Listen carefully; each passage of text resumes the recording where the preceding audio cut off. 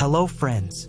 Around 86% of the people who watch my videos aren't subscribed, and I'd be thrilled if you joined the community by subscribing. Also, don't forget to hit the like button and share your thoughts in the comments. Your interaction helps the content reach more people and supports the channel's growth. Thank you all. 2 years ago, I was living on the West Coast with my little brother. Though we usually stayed indoors, we'd sometimes go out with friends for meals or small gatherings, but we didn't often do anything adventurous. After a while, I decided to look up activities to try nearby, and one of the top recommendations was camping. Since we lived close to the Sierra Nevada mountains, I thought it could be a good idea. I mentioned it to my brother, but he didn't seem too thrilled. A few days later, I went out to buy a small tent and some basic supplies, then packed one of my old bags and drove to a nearby trail. Honestly, I didn't have much camping experience, and heading out alone probably wasn't smart. But since I planned to stay just one night, I figured I'd be fine. After about an hour's drive, I arrived at the trailhead. There were no other cars around, and I didn't spot anyone else. I got out, put on my backpack, and headed down the path. The trail was narrow and somewhat overgrown, not exactly a popular spot. I had just picked it from a list I found online and chose it because it didn't seem too long. As I hiked, I quickly realized how rarely this trail was used. Bushes were overgrown and obstructed parts of the path, and in some areas the grass had grown in, making it hard to tell which way was the trail. But after an hour of walking, I finally reached the campsite. It was small and mostly overgrown, just as I'd expected, but something caught my eye: a pile of logs on the far side of the area. When I went over, I noticed pieces of burnt wood blowing around, meaning someone must have used it recently, maybe even the night before. I didn't see any other camping gear, but I couldn't shake the odd feeling it gave me. I went to the other side, put down my stuff, and set up the tent, taking my time since it was still early. Once it was up, I relaxed for a bit, taking in the quiet. I had about an hour before sunset, so I sat on my sleeping bag inside the tent, eating a quick snack. As the sun started to set, I heard a crackling sound, like a fire, nearby. Curious, I unzipped my tent and stepped out, only to find a man sitting across the campsite, near the logs. He looked to be in his late 40s, but with the limited light from the trees, I couldn't see much detail. He was already looking in my direction, so I awkwardly waved. After a moment, he raised his hand in response. I decided to gather a few sticks and made a small fire of my own.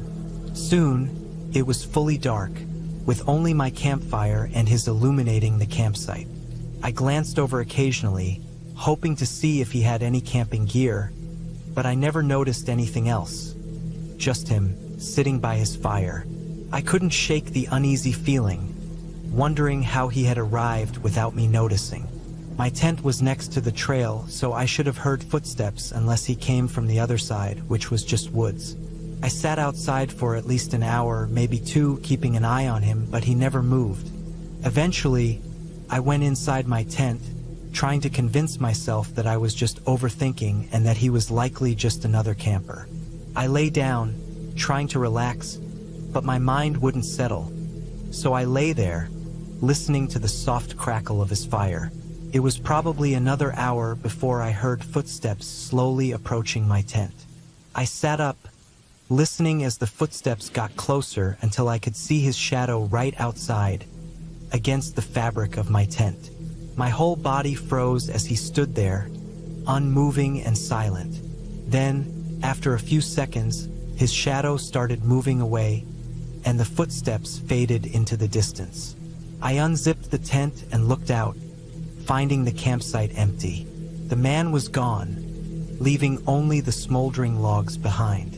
At that point, I hurriedly packed up my gear, stuffing the tent into its bag, even breaking a few poles in my rush. I left without ever seeing him return. What he intended or why he was there, I'll never know.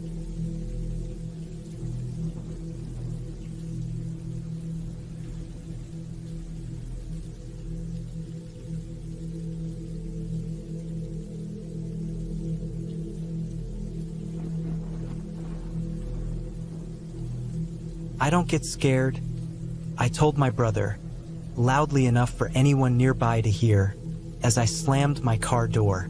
He just smirked and held out my jacket like a truce flag, listing all the things he thought should terrify me. Skinwalkers, witches, werewolves, like something straight out of a horror flick. He wanted to make me nervous, to make me give up, but I rolled my eyes, grabbed my jacket and shouted back, "I'm not scared," before pulling out of the driveway. As I drove toward the mountains, their sharp silhouettes against the setting sun looked like massive teeth, ready to swallow me whole. I wish I'd listened to him. It all began a few days back.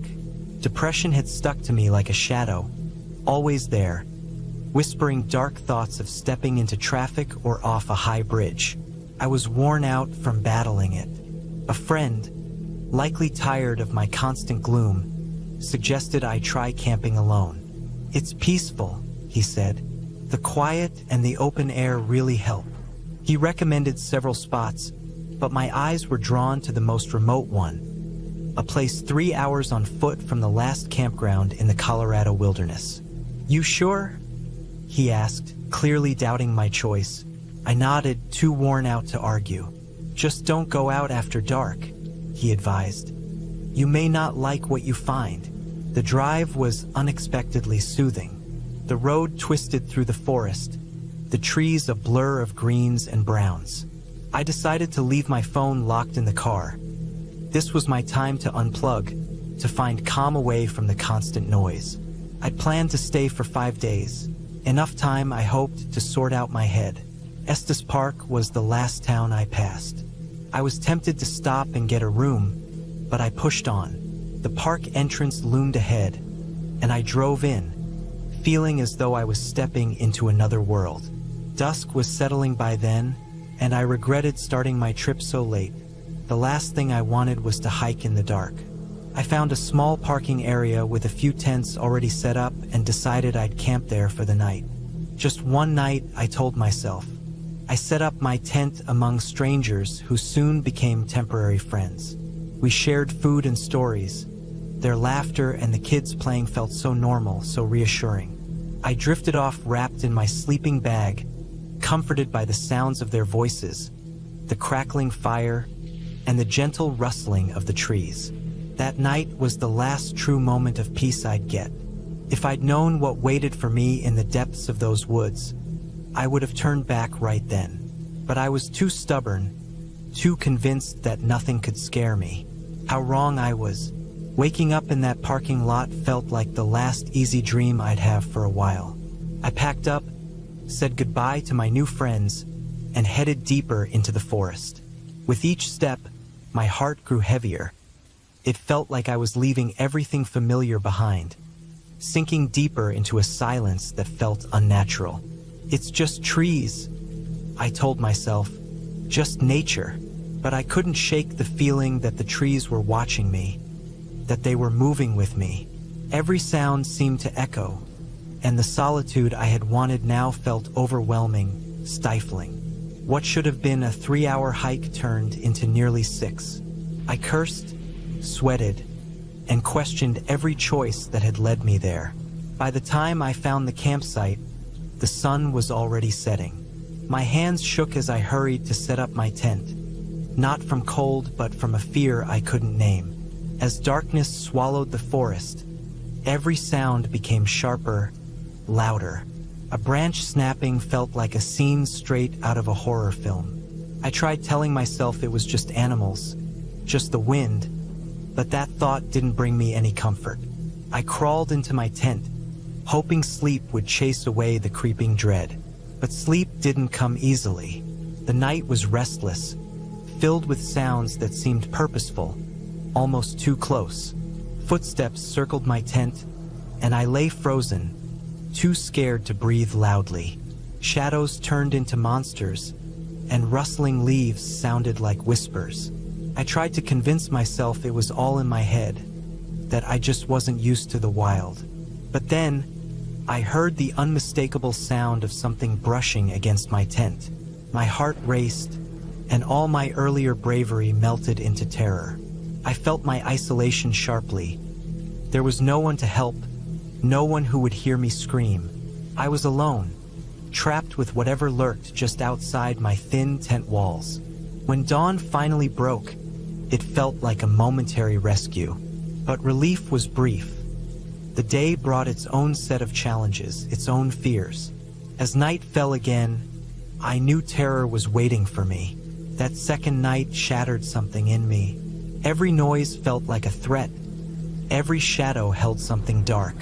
I thought solitude would help me, but instead, it was like a mirror, reflecting all my worst fears back at me. I felt as lost within myself as I was in those woods. The darkness wasn't just outside. It was within me, and I had no idea how to escape it. By the third night, I wasn't just scared. I was completely consumed by fear. Sitting in my tent, the darkness around me felt like a living thing, waiting to devour me. My mind filled with every horror story I'd ever heard. Each sound outside a warning that something terrible was coming. The small fire I had managed to keep flickering felt like the last bit of hope left in me.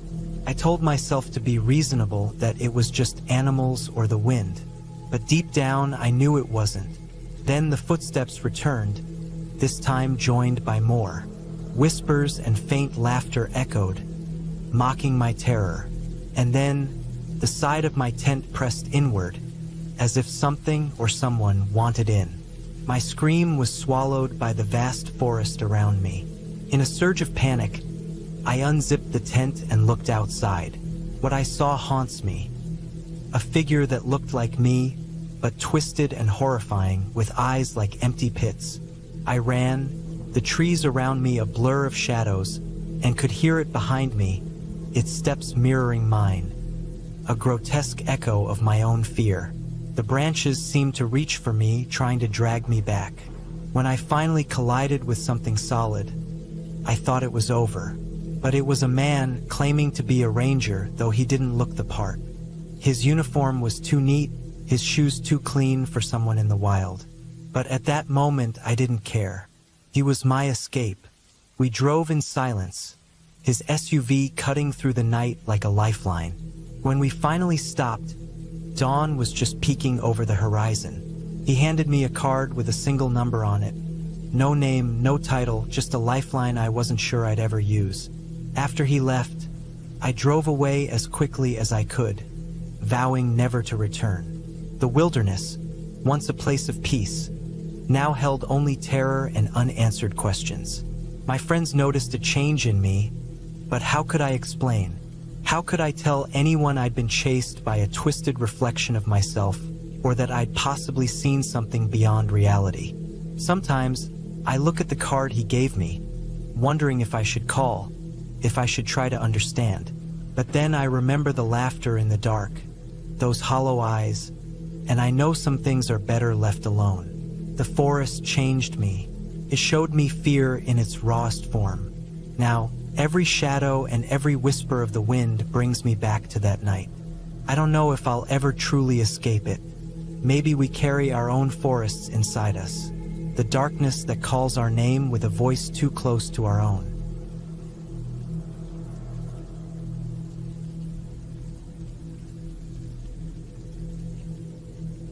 Sky, it was 3:30 a.m., completely dark and far too early for most to be awake. But there I lay, staring at the ceiling of my bunk in my quarters at Camp Lejeune, North Carolina. My alarm had just screamed, seeming far louder in the quiet morning. Today wasn't just another day. It marked the beginning of a 2-week field exercise, which we in the service called the field. Honestly, I was one of the few who didn't dread it. Sure, we'd be cut off from cell phones, bars, and, worst of all, showers. But it was a chance to escape the daily grind and spend time outside, even if it was in the dense training area. Dragging myself out of bed, I managed to get ready fast. Last warm shower for 2 weeks, check. A real breakfast instead of mess hall food, double check. Living in the barracks had its perks, and a short walk to muster was one of them. When I reached the gathering area, a group of my fellow soldiers was already there, looking as excited as kids on their way to the dentist. Some were practically asleep standing up. Others chugged energy drinks. I felt old around them, even though I was only in my mid-20s. Most of them weren't even of drinking age yet, but that never stopped them. We lined up to collect our gear and weapons. I felt a bit sorry for the ones saddled with the M240s. Those things were beasts. Soon, though, we were all equipped and ready. Our leader gave a quick briefing on what to expect. Follow the vehicle in front, watch for anything suspicious, and cover our assigned areas. Nothing I hadn't heard before. By some luck, I ended up driving the lead Humvee with our leader in the passenger seat, giving directions like he was born to do it. The drive to the training site took about an hour, bringing us to a secluded, wooded area, our home for the next couple of weeks. Setting up camp took hours, but by the end, it felt like we'd achieved something real. Tents were up, a guard schedule was set, and I drew the short straw for the 3 a.m. shift. Just my luck. Standing guard in the dead of night, I tried out the night vision goggles, NVGs, handed to me by the previous guard. The woods lit up in a green glow, and for a moment I felt peaceful. That is, until I spotted two privates sneaking away together. I let it slide, we were all adults, but the peace didn't last. As the hours dragged on, I fought to stay awake, until something at the edge of the trees caught my attention. A figure stood there, watching. It was too far away to see clearly, but the way it seemed to look back at me gave me the chills. My wristwatch alarm suddenly went off, nearly making my heart stop, and when I looked again, the figure was gone. I tried to brush it off as my mind playing tricks, but a feeling of being watched lingered. Reluctantly, I finished my shift and woke the next guard, then settled in the back of my Humvee, hoping I wouldn't see it again. The next morning, feeling like I'd only gotten a few minutes of sleep, sunlight began to pierce through the trees. I tried to push last night's encounter out of my mind, chalking it up to fatigue. Today's focus was on land navigation, something I actually enjoyed, especially without lieutenants messing with maps, giving us a real shot at finding our way. After a quick breakfast, we grouped into threes, received our coordinates, and headed into the woods. Under the thick canopy, morning light turned dim, casting a strange twilight feel. Each step into the untouched terrain felt like entering a new world. We kept an eye out for anything dangerous, snakes included, along with our waypoints. After a few successful stops, reaching one specific coordinate felt off. In the middle of nowhere, we found a lone cone with a photo of a young soldier taped to it. None of us knew who he was or why his picture was here. I took a photo with my phone, thinking it might make sense later. As the day went on, shadows grew longer, and we knew we had to head back before nightfall turned the forest into an even trickier maze. I made a joke about not wanting to stay out there all night, but the mood shifted when Kion, one of my teammates, mentioned he thought we were being followed. We stopped to listen, hearing footsteps in the brush behind us that halted whenever we stopped. Real fear crept in. Was it someone messing with us, or something else? We decided not to run, fearing it might provoke whatever was out there if it wasn't human. Every rustling sound put us on edge. I thought of those horror movies where you scream at the characters to make smart choices. Now I was one of those characters, and there didn't seem to be any safe options. About a mile from camp, something finally made its move. A shadow darted across our path so quickly I barely caught a glimpse, but I saw enough. Eyes glinting in the light, clearly not human. The forest erupted with more glowing eyes, watching us from the dark. Diaz, another teammate, aimed his flashlight at a tree, and we saw one of those figures clinging to it, with a twisted smile on its face. Panic took over, and a gunshot rang out as we bolted, not caring about noise or direction, just wanting to escape. The run back was a blur. My lungs burned, my gear felt heavy, and the forest seemed to close in. We weren't soldiers anymore, we were prey. I fired my weapon, hearing screams that didn't sound quite human. Somehow, I made it back alone, breathless, and with no sign of Diaz or Kion. The sight of my fellow soldiers staring at me, bloodied and frantic, made it clear. They thought I'd lost my mind, and maybe I had. The morning light offered no comfort. I was covered in blood, with no sign of Diaz or Kion. Camp was in chaos, everyone looking at me with horror and mistrust. I tried to explain about the creatures, but my words tumbled out incoherently, like trying to describe a nightmare while still inside it. Before I could gather my thoughts, they restrained me. My platoon leader questioned me, anger and fear in his eyes, demanding to know what happened to the others. I tried to warn him about what was out there, but it only made things worse. I was left tied up, knowing I was the only one who truly understood the danger. Hours passed as I sat there, a mess of fear and dread. As another search party went out, despite my warnings, there was nothing I could do.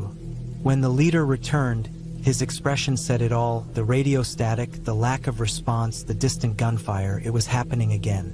They cut me loose, not out of trust, but necessity. The camp was under attack, and everyone was needed. I grabbed a pair of night vision goggles and looked out into the night, where the creatures closed in. Crawling to a Humvee, I started it up, hoping to escape. The engine roared to life, and for a moment I thought I might make it. But then, tapping on the window, one of them was there, grinning with a mouth smeared in blood. I floored the gas, desperate to leave. When I finally returned to base, instead of relief, I was met with suspicion, thrown into confinement to explain the nightmare I just survived. Only after an investigation that somehow supported parts of my story was I released. They medically discharged me, gave me a pension, and sent me far from Camp Lejeune and the woods that hid things no one should ever face. I moved far away, hoping to forget, but on certain nights, I still see those eyes, hear the tapping, and feel the fear. It might be over, but a part of me knows those woods keep their secrets well.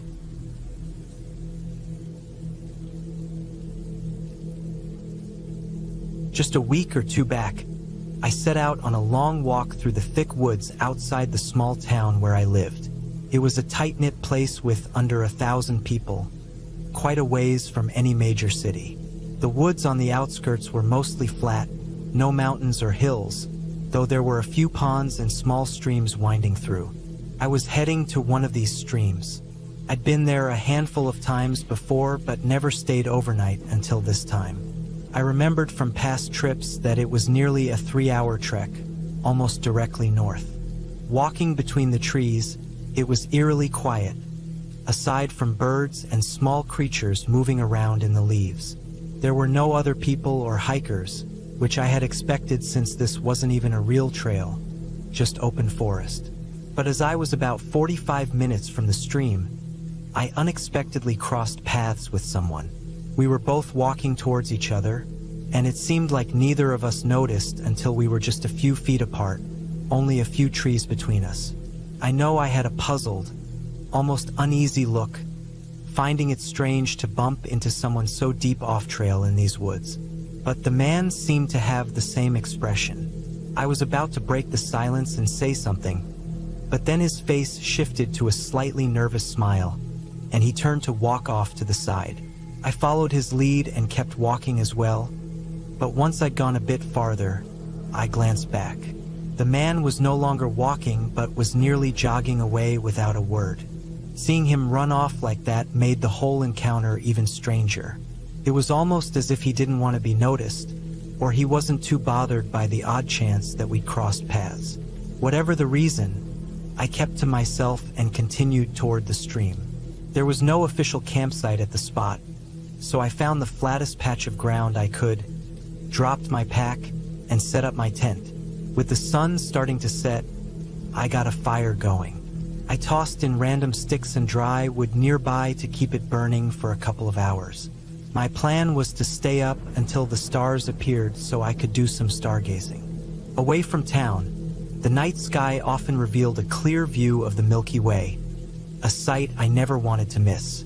Time went by while I sat there waiting, until a distinct sound broke through the quiet around me. Slow, careful footsteps in the dark woods behind me. I turned to look but couldn't see much in the dim light. As I glanced around, the steps stopped, making it clear that, while I couldn't see them, they could see me. I reached down and grabbed my heavy-duty flashlight, shining it toward the trees. The beam stretched out pretty far, and I scanned the area carefully, but there was no sign of anyone. My pulse picked up a bit as I felt that familiar uneasy feeling again. I called out, "Anyone out there?" Another moment passed in silence, not even a hint of another step. After weighing my options, I decided to walk toward where I thought the sound had come from. Maybe it was nothing, but I needed to be sure. I moved carefully, keeping the flashlight pointed straight ahead as I stepped through the woods. I scanned the trees one by one, shifting the light back and forth, until suddenly the beam caught a large figure. It was the man I had run into earlier, standing about 20 feet away. Even with the flashlight on him, he stayed motionless. Acting quickly, I tried not to react and kept moving the light across the woods, hoping he'd think I hadn't noticed him. Then I calmly turned and walked back to my tent, acting as unfazed as I could manage. I picked up my pack, glanced around one last time, then hurriedly left my tent and campfire behind as I started moving along the riverside. Once I'd made some distance, I broke into a run, putting as much space as possible between me and that man. Eventually, I found a spot to rest and stayed awake until dawn. I don't think he followed, as I made it out without any sign of him. I have no idea why he was there or why he'd stayed near my campsite, but I've never gone back to collect my tent, afraid of what I might find if I did.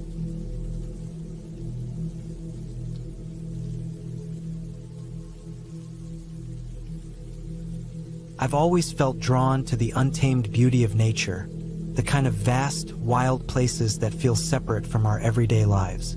There's something about the unrefined, untouched landscape that calls out to me, a call I can't ignore. My girlfriend shares this connection. It's an invisible thread that brings us back to the wilderness, again and again. One misty Friday evening, with a free weekend and no obligations ahead, she suggested camping. The idea sparked something in me, a desire to leave the routines of everyday life behind. We picked a forest about an hour's hike from our town, a place we hadn't been but heard was a hiker's dream. Without a car, we set off on foot, our path gradually taking us from familiar terrain to a more isolated, untouched landscape. The hike, stretching nearly 3 hours, challenged us but deepened our connection to both each other and the world around us. As we reached the forest, the sun dipped low, casting warm shades of gold across the sky, a beautiful welcome to what felt like a haven from our usual lives.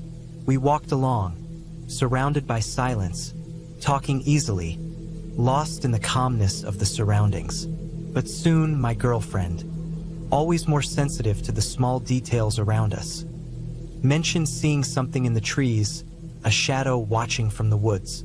I tried to see what she did, but only saw thick bushes and shadows. I brushed it off as her imagination, thinking it was just her nerves. We found a clearing, almost as if the forest itself had set this spot aside for us. With fallen trees forming a rough square, it seemed like the perfect place to set up camp, secluded and beautiful.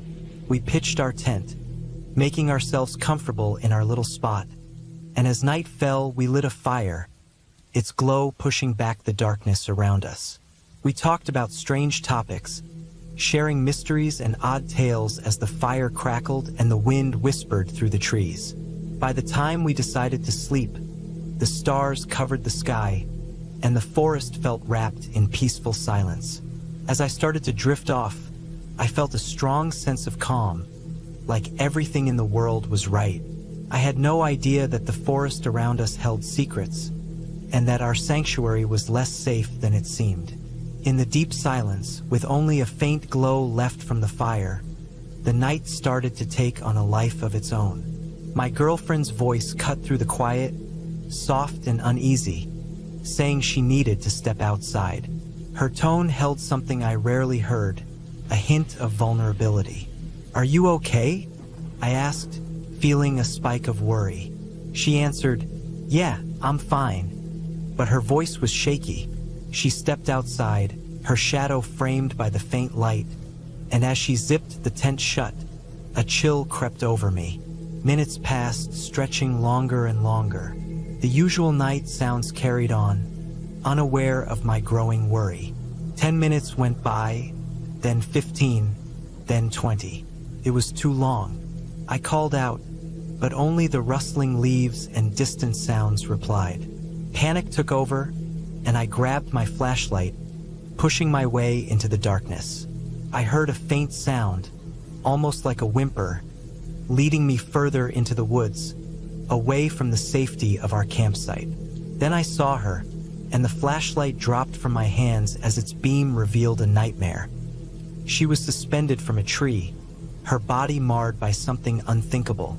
Her last words to me, whispered with love and an urgent warning, were about staying away from a cave. And then she was gone. The mention of the cave ignited a mix of dread and curiosity in me. Driven by the need to understand, I pushed forward, drawn toward a dark gap in the earth. What I found there was like something out of a nightmare, a creature twisted and grotesque, something that shouldn't exist. It spoke to me, mocking me for failing her, for not listening to her fears. I couldn't stay. I couldn't bear to look at it any longer or to face the truth of what I had ignored. I ran, stumbling through the darkness, the creature's laughter chasing me. The escape was a blur of fear and desperation, every shadow hiding potential danger, every sound a warning. Somehow I made it back to the road, running on pure instinct.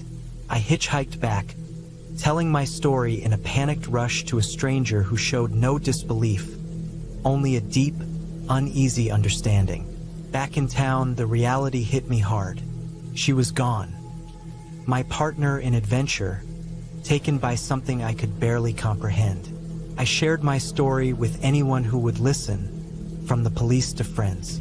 Most were horrified, some skeptical, but a few seemed to believe me. Legends circulated about that forest, stories of a creature lurking in the shadows, waiting for those who wandered too far. What once seemed like myths now felt like warnings we had failed to heed. Days turned into weeks, and then months, but the terror of that night stayed with me. I barely slept, haunted by memories that replayed the moment I closed my eyes. In the darkness, I'd sometimes see it, the creature's outline, lurking at the edges of my vision, drawing closer each night. The guilt gnawed at me. If I had just believed her, maybe things would have been different. That forest, once a place of peace and beauty, now reminded me of the thin line that separates us from the unknown dangers of the wild. I had sought escape there, only to return with nightmares that would haunt me for the rest of my life. I couldn't shake the feeling that it was still watching, waiting for another chance. We had answered the call of the wilderness, not knowing that some calls are best left unanswered.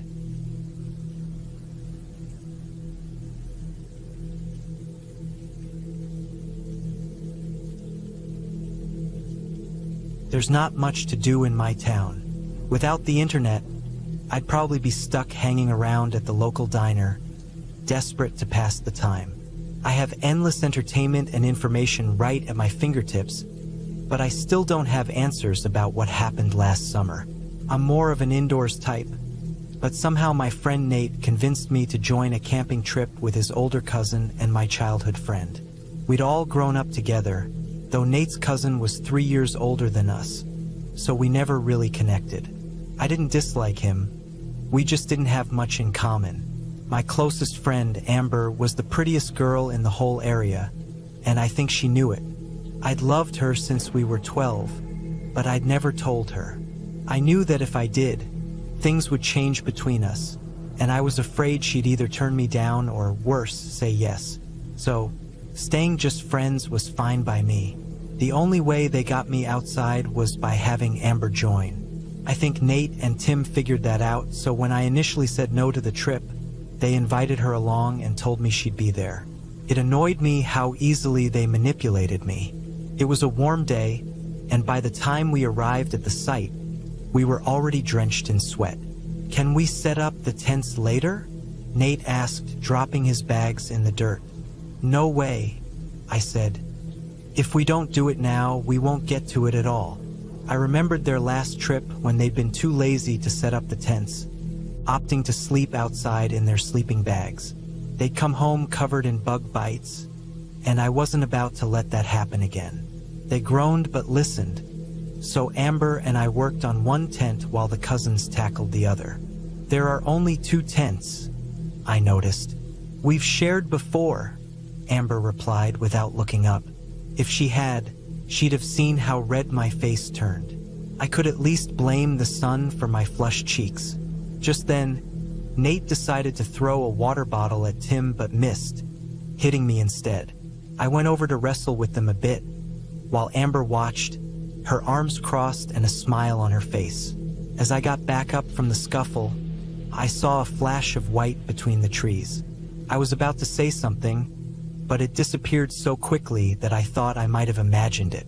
Once we'd set up everything, tents ready, food stored to keep animals away, and firewood stacked, we headed down the path to the lake, eager for a swim. Nate and Tim walked ahead while I helped Amber navigate the rough pathway. "Should we really be out here?" she asked, her voice loud enough for Nate to hear. "Wasn't there a big search recently?" Nate cut in, explaining that a few campers had wandered off after taking something strong and were never found. "That was 3 weeks ago. I doubt we'll bump into any lost campers," he shrugged. It seemed a bit callous, but he had a point. 3 weeks in this heat wasn't a good sign for anyone's survival. Still, I couldn't shake a slight chill despite the hot day. "Just to be safe, let's not wander off alone tonight," I suggested. "Oh, you just want an excuse to follow us everywhere?" Nate joked. "Maybe he likes watching us. You know," Tim added with a smirk. Odd how quickly that came to mind, almost as if it's what you were thinking about, I replied, rolling my eyes.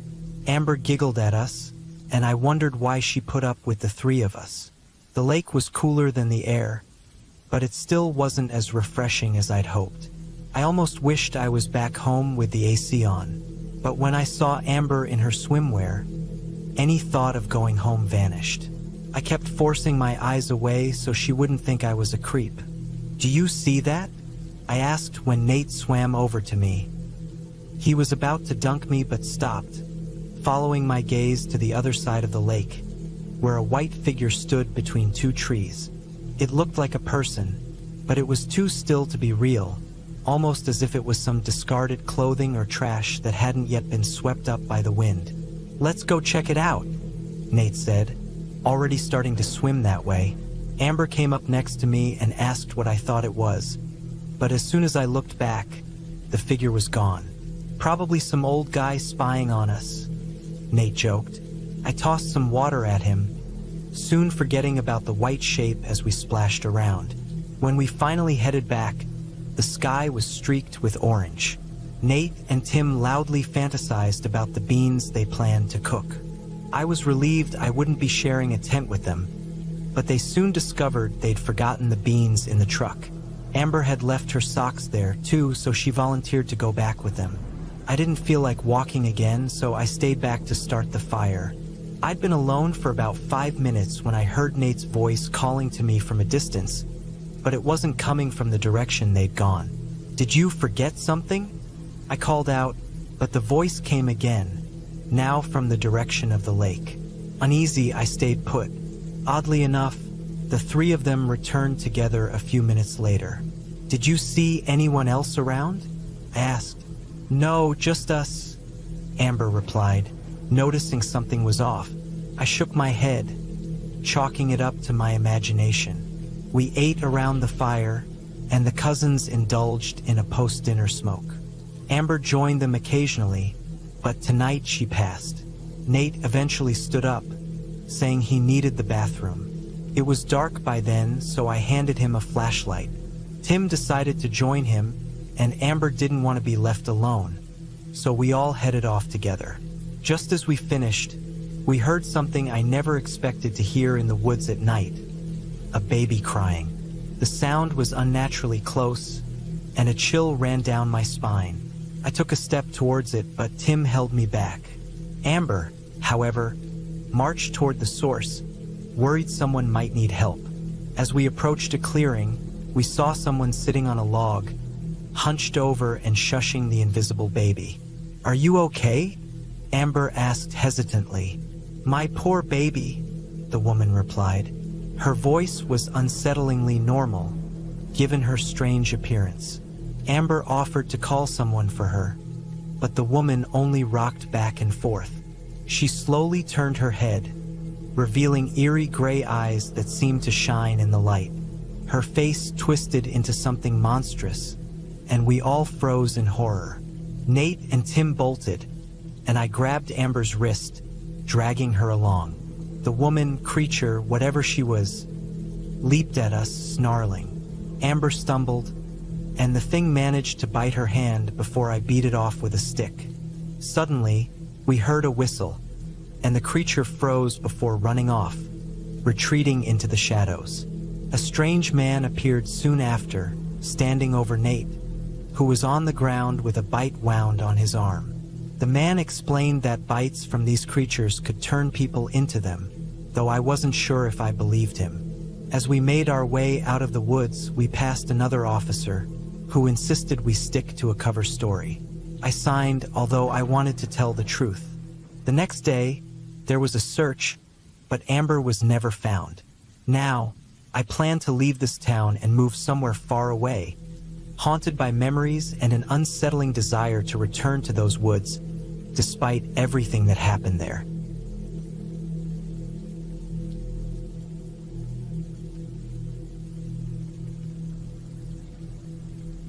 As the first light of dawn seeped through my bedroom's thin curtains, I felt both a thrill and a hint of unease. Today was the day I'd planned for over a month. A day I'd leave my regular routine behind to venture into the vast wilds of the Mola National Forest. I'd camped before as a child, but those were carefree moments under the careful watch of my family. This time was different.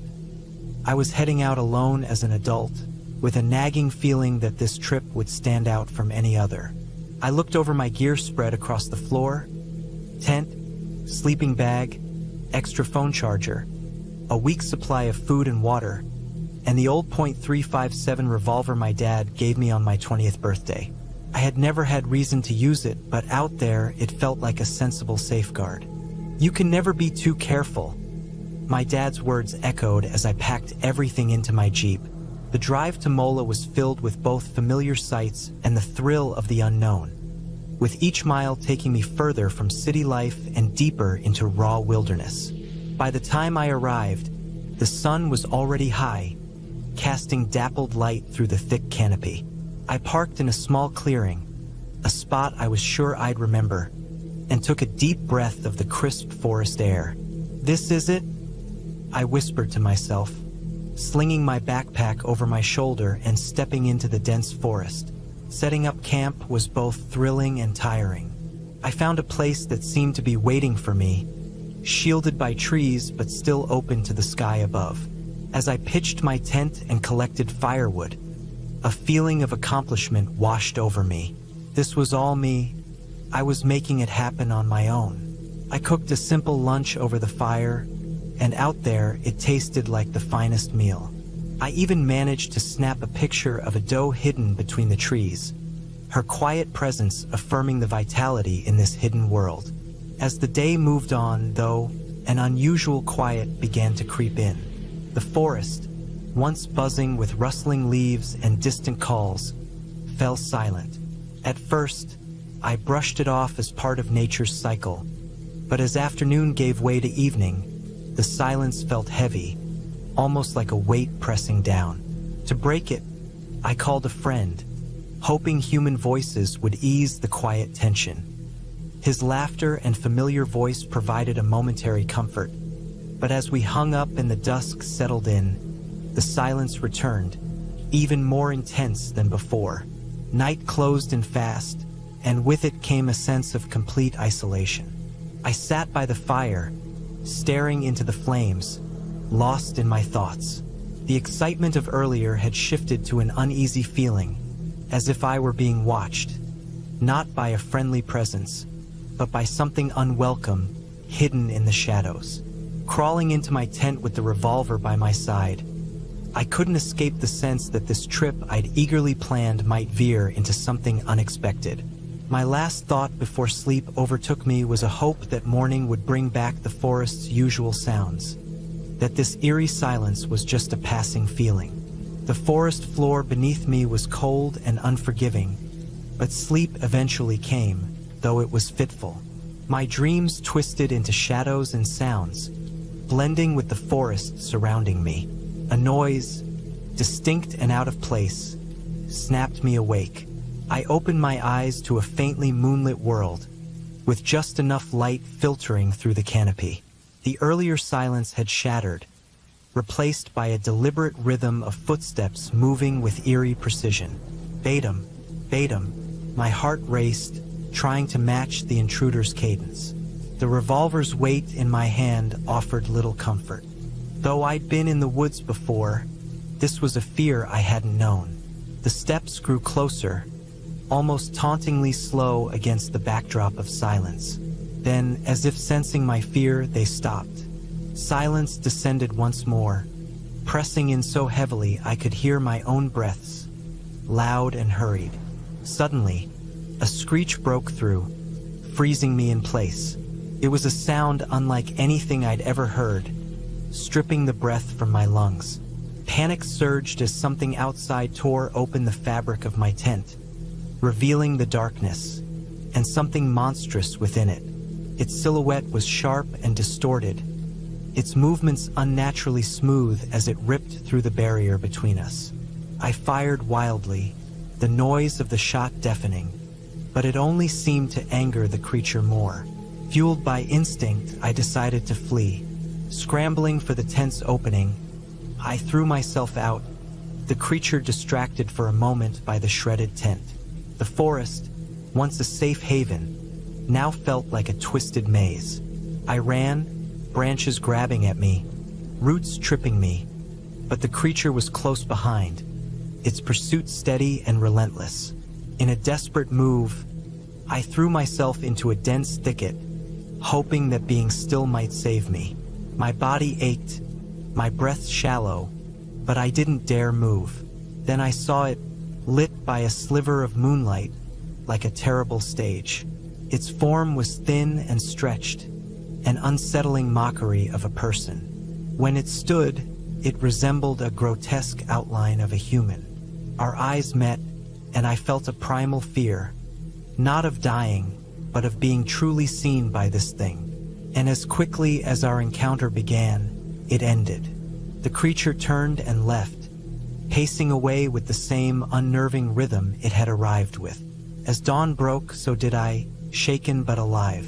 The forest had returned to its vibrant, indifferent self, leaving me to pack my things, my movements robotic, driven by a need to leave this place. As I drove away, the memory of that creature's gaze lingered, a reminder of the fragile line between our world and the unknown. The mola had revealed a dark secret I was never meant to know, and as I returned to civilization, the forest's silence remained, a haunting echo of the encounter that would forever color my nights under open skies.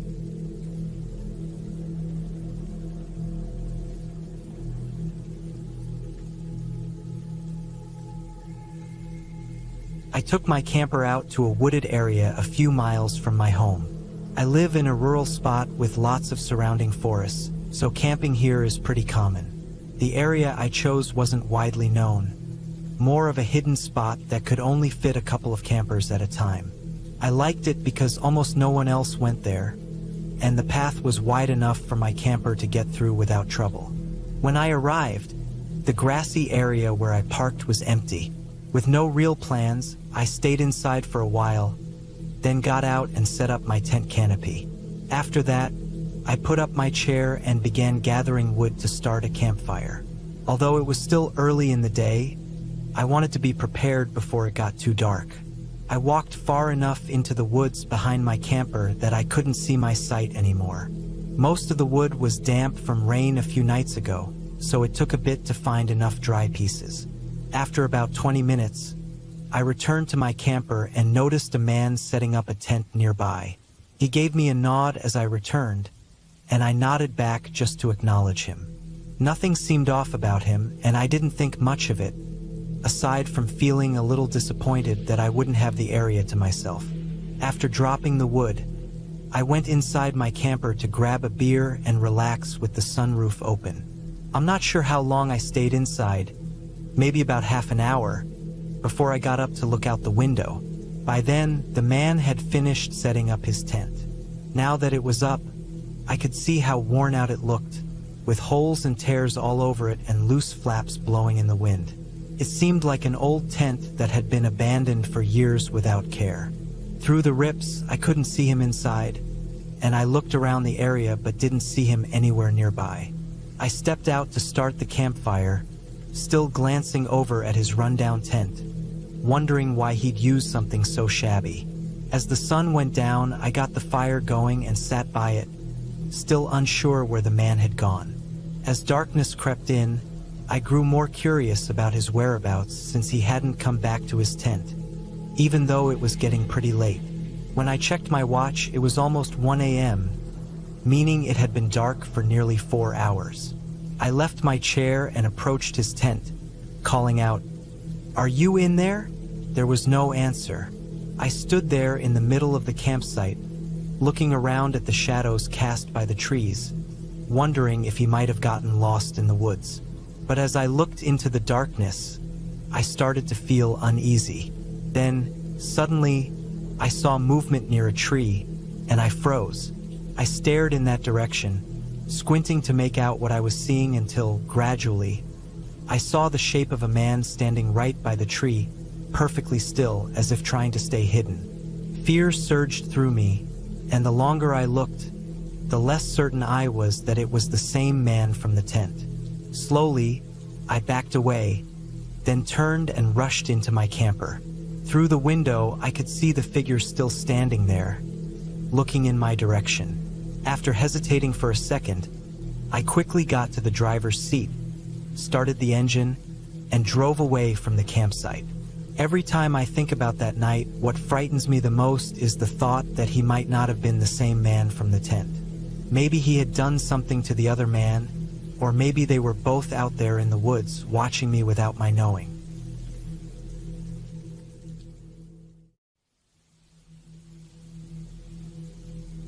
I've been wrestling with whether to share this, but it's been stuck in my mind, and maybe writing it down will help me process it.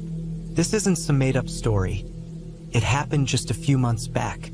I'm from Dayton, Ohio, and my two best friends, Ryan and Jake, have been close to me since high school. We did sports together, went to the same college, the whole deal. Back in April, Jake's father passed away suddenly from a heart attack, with no warning whatsoever. Jake was shattered. His dad was his biggest support, and losing him hit Jake harder than anything I'd ever seen. After the funeral, Jake was in a dark place, and Ryan and I did everything we could to lift his spirits, but nothing seemed to help. One evening, out of the blue, Jake called and suggested we all go camping like we used to. He said he needed to get away from the city and clear his mind. Ryan and I were on board, thinking some time in nature might be exactly what he needed. We chose to go to Hocking Hills State Park in southeastern Ohio, a huge forest area with dense trees and hardly any people. A perfect place to get away. Ryan had recently gotten a small camper. It wasn't fancy, but it had the basics. A couple of bunks, a tiny kitchen space, and best of all, a heater for the chilly nights. We packed our stuff on a Friday afternoon. Sleeping bags, hiking gear, a cooler full of snacks and drinks, and then hit the road. The drive was full of our usual banter, though Jake was quieter than usual. We didn't push him, just let him be. When we reached the park, we decided to find a spot off the main trails, somewhere secluded where we wouldn't be bothered. After navigating some rough dirt roads, we found a clearing surrounded by tall pine trees. It felt right, so we set up, started a fire, and spent the evening grilling burgers and reminiscing. The sky was clear, and the stars were shining bright. Ryan, who's always been into stargazing, was thrilled. "Look at that sky," he said, leaning back against a log. "You don't see that in the city." "Yeah, it's amazing," I agreed. Jake seemed to relax a bit, sipping his drink and even smiling now and then. It was good to see him unwind. Around midnight, Ryan got an idea. "I'm sleeping on the roof of the camper tonight," he announced. "I don't want to miss this view." Jake laughed. "You're crazy, man." "Maybe," Ryan grinned, "but I'll have the best view." I chuckled. "Just don't roll off in your sleep."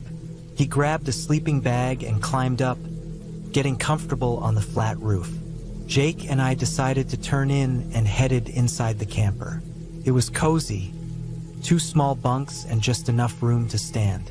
I climbed into my bunk and pulled out my phone, scrolling aimlessly through social media. Jake lay across from me, staring at the ceiling. "You doing okay?" I asked. He sighed. "Yeah, just thinking about my dad. He would have loved this." I nodded. "He was a good man." "Thanks," Jake said softly. Eventually, I started to drift off. Sometime later, I was awakened by a soft knocking. At first, I thought I was dreaming, but then it came again, a gentle tap at the camper door. "Jake, did you hear that?" I whispered. He stirred. "Hear what?" "Someone's knocking." We both listened, and there it was, a faint, deliberate knock. "Maybe it's Ryan playing around," Jake suggested. Just then, my phone buzzed. It was a message from Ryan. "You guys awake?" "Yes," I replied. "Are you knocking on the door?" "Nope, but I see someone outside," he texted back. My heart skipped a beat. "Who?" "Looks like 2 kids standing near the fire pit." I showed Jake the text. He looked as puzzled as I felt. "What are kids doing out here at this hour?" he asked. "No clue," I replied. "Should we check it out?" He nodded. "We can't just ignore them." I called through the door. Hello? Can we help you?" A small voice replied, "Please, we need to use your phone." Something about the voice seemed off. It was flat, almost robotic. "Where are your parents?" Jake asked. "Please let us in," the voice said again. I felt a weird feeling in my stomach. "We can call someone for you," I replied, trying to sound calm. Silence. Then, "We need to come in. Let us in." My phone buzzed again. Another message from Ryan. "Don't let them in. Something's wrong." "What's going on?" I texted back. He replied, "Their eyes. They're totally black." A chill ran down my spine. I showed Jake the message. "What does that even mean?" he whispered. "I don't know, but Ryan sounds serious." The knocking got louder. "Let us in," the voices demanded, more insistent this time. "We'll help you find your parents," I said, trying to keep my composure. "No, you have to let us in," the voice insisted. "Why do you need an invitation?" Jake asked, a little unnerved. "Please, we just want to come in," the voice said again, almost pleading. My phone buzzed yet again. Ryan texted, "They're acting weird. They keep looking up here, but I don't think they can see me. Should we call the police?" I texted back. "Maybe, but we're pretty far out," he replied. Jake looked uneasy. "What do we do?" "Keep the door locked," I said firmly. The knocking stopped, and for a moment, everything was silent. Then we heard footsteps moving around the camper. Slow, deliberate footsteps. "They're walking around," Jake whispered. We stayed quiet, listening to the soft crunch of leaves. The footsteps paused near one of the windows. Please let us in, the voice said, just outside. I peered through the curtain but couldn't make out much, only a small figure by the window. Why won't you let us in? The voice asked, sounding almost desperate. I didn't know what to say, my mind racing. Then, from above, we heard a faint thud. Ryan messaged again. They're trying to climb up here. Be careful. Be careful, I replied. He texted. One of them said something weird. I swear it sounded like, your friends won't help you. I showed Jake the message. This is getting creepy, he agreed. Maybe we need to stick together. Good idea, I nodded. We decided to bring Ryan inside. I gathered the nerve to open the door slightly and called, Ryan, get down here. He quietly climbed down the ladder, and as he reached the ground, we heard one of the voices say, You've made a mistake. We rushed inside and locked the door. What's going on? Jake asked. I don't know, Ryan said, catching his breath. But those kids, their eyes are pitch black, no whites, nothing. That's impossible, I said, but Ryan insisted he saw it. We sat there, trying to process what was happening. Maybe they're wearing contacts, Jake suggested. At this hour, in the middle of nowhere? Ryan replied. My phone buzzed with a message from an unknown number. You can't hide from us. I showed it to the others. Did either of you give out your numbers? They shook their heads. How did they get it? Jake wondered. The footsteps started again, this time moving faster around the camper. This is messed up, Ryan said. Should we call the police? Jake asked. I tried dialing 911, but the call wouldn't connect. No signal, I guess, I muttered. Same here, Ryan said, checking his phone. Great, Jake murmured. The voices came again, more frustrated this time. This is your last chance. Let us in. Ignore them, I whispered. We huddled together, hoping they'd leave. Minutes felt like hours. Then, everything went quiet. The footsteps, the voices, gone. Do you think they left? Jake asked. Maybe, Ryan said, doubtful. I looked out the window but saw no one. Let's just wait a bit longer to be sure. We sat there for another half hour, and when no sounds came, we started to relax a little. Maybe it was some kind of prank, Jake suggested, though he didn't sound convinced. Who would go to this length? Ryan asked. Kids from town? I don't know. I'm not staying to find out, I said. Let's pack up and get out of here. We gathered our things as quietly as we could and stepped outside. The woods were eerily still. The fire had died down to glowing embers. We loaded the camper, and just as we were about to leave, I heard it. A voice calling from the darkness. Do you think you're leaving? I spun around but saw nothing. Who's there? I shouted, my voice shaky. Silence. Let's go.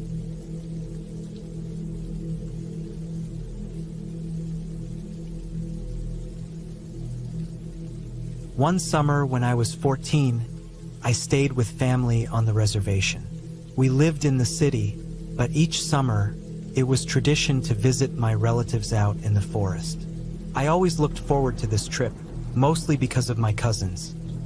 Ethan, who was 15, Lily, my age, and Kyle, who was 12. Their home was deep in the woods, surrounded by tall trees and the sounds of nature. A world apart from my life back home. One evening after supper, the four of us sat on the porch, watching the sun dip behind the trees. The grown-ups were indoors, laughing and talking. Ethan suddenly turned to us, his eyes gleaming with a sly look. Hey, what if we camped out tonight? He suggested. Lily raised an eyebrow. You know, Grandma and Grandpa would never let us do that. They've told us so many times. No going into the woods after dark. Ethan grinned. Exactly. That's why we won't tell them. Kyle looked nervous. "But what if we get caught?" he asked. I felt torn. A nighttime adventure sounded thrilling, but breaking the rules didn't feel quite right. "Maybe we should just ask first," I suggested, but Ethan shook his head. "They'll say no for sure. Come on, it'll be fun. We'll be back before they even know." Lily turned to me. "What do you think, Sam?" she asked. I hesitated, but the idea of a night out with my cousins was tempting. Finally, I gave in and Kyle sighed. "Fine, but if we get in trouble, it's all on you, Ethan." We waited until the house was quiet and everyone was asleep. Around midnight, we slipped out the back, taking only a few things with us. The forest, usually familiar, looked different at night. The moon cast an eerie glow, and the shadows felt alive as we walked along the narrow path. After about 20 minutes, we found a small clearing by a creek where we often played during the day. We set up our tent by the creek, though putting it together in the dark was a challenge. But once it was up, we settled down with our small battery lantern. The sounds of crickets and the occasional owl gave the place an almost magical feel. "Who's got a good story?" Ethan asked, rubbing his hands together. Lily smirked. "I do. Ever heard of the Raven Stealer?" Kyle shivered. "I hate that one." "Too bad," she teased. "It's about a spirit that takes the hearts of the sick to add years to its own life.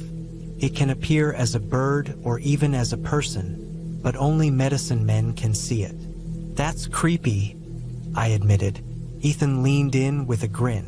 "Ever heard of the Dear Lady?" Lily rolled her eyes. "That's just a story to keep kids from running off." "Maybe," he said. "But people say she appears as a beautiful woman to lure people away, then changes. Her feet are hooves, and her face turns into a deer's." Kyle hugged his knees. "Can we talk about something else?" he asked. I tried to change the mood. "What about the star people?" I said.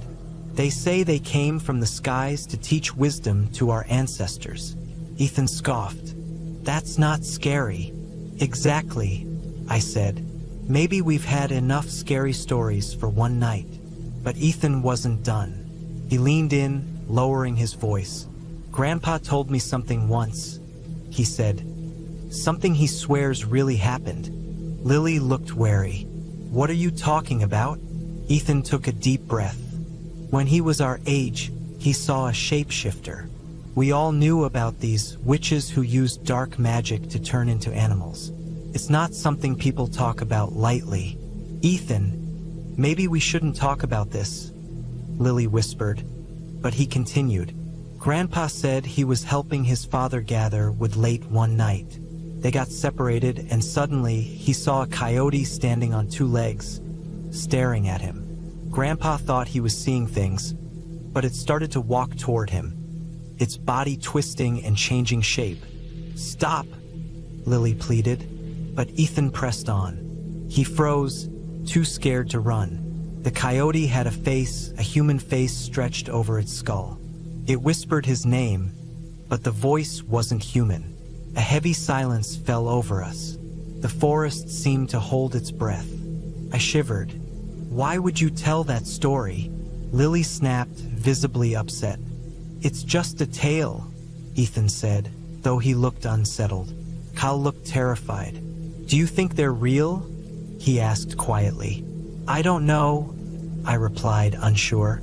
Part of me wanted to brush it off, but a part of me remembered the warnings. Maybe we should just go to sleep. We crawled into the tent, feeling a bit safer together. I lay there, listening to the sounds outside, every rustle making my heart race. Hours passed. I glanced at my watch. 3:15 a.m. Just as I was dozing off, I heard it. A soft shuffling, like footsteps dragging through the brush. I held my breath, listening hard. Then I heard it again, closer this time. "Did you hear that?" I whispered. Lily turned toward me, and Ethan hissed, "Sure, listen." The shuffling grew louder, followed by a faint, raspy breathing. Kyle sat up, wide-eyed. "What is that?" he mouthed. Ethan reached for his flashlight, hands trembling. He unzipped a small part of the tent flap, just enough to see outside. We huddled around him, peering out. His flashlight cut through the dark, illuminating the trees. At first, we saw nothing, but then movement. A figure stepped out from behind a tree. It had the body of a coyote, but its limbs were too long, its fur patchy, its skin stretched over bone. The head was the worst part.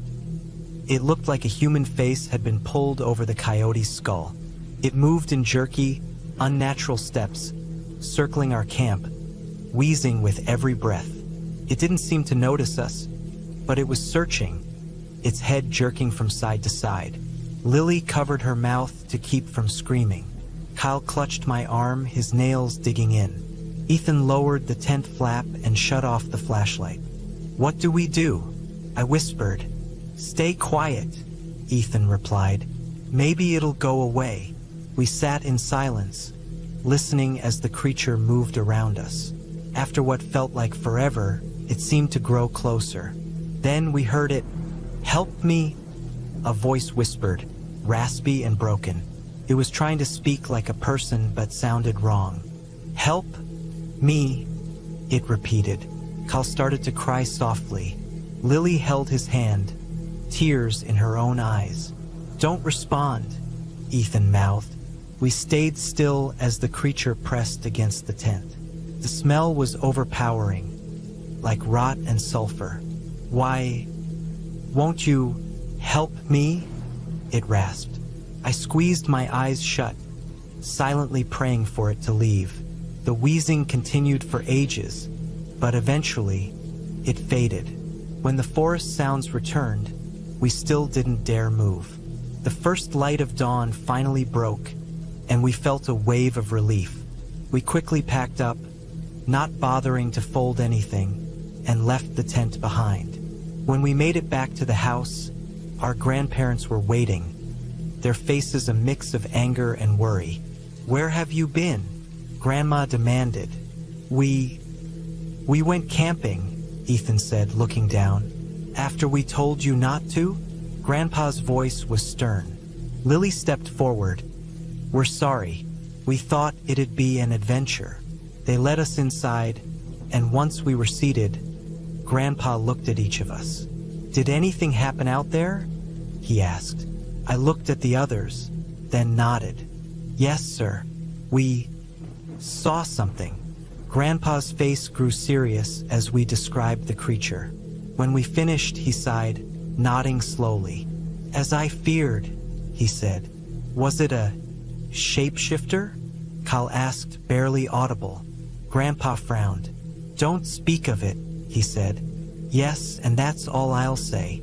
Our parents performed a cleansing ceremony that afternoon. The house was filled with the scent of sage, and we felt safer. We were grounded for the rest of the summer, which was just fine with me. None of us wanted to go back to the woods anytime soon. On my last night, Grandpa joined me on the porch. "You've learned a tough lesson," he said. "The spirits here are powerful. Some are good, others aren't. Remember to respect them and the wisdom passed down through the years." As I went back to the city, that experience stayed with me. I still think of it, especially at night. It's a reminder of the mysteries we don't fully understand, and the importance of listening to those who came before us. Some things are beyond explaining, and maybe that's for the best.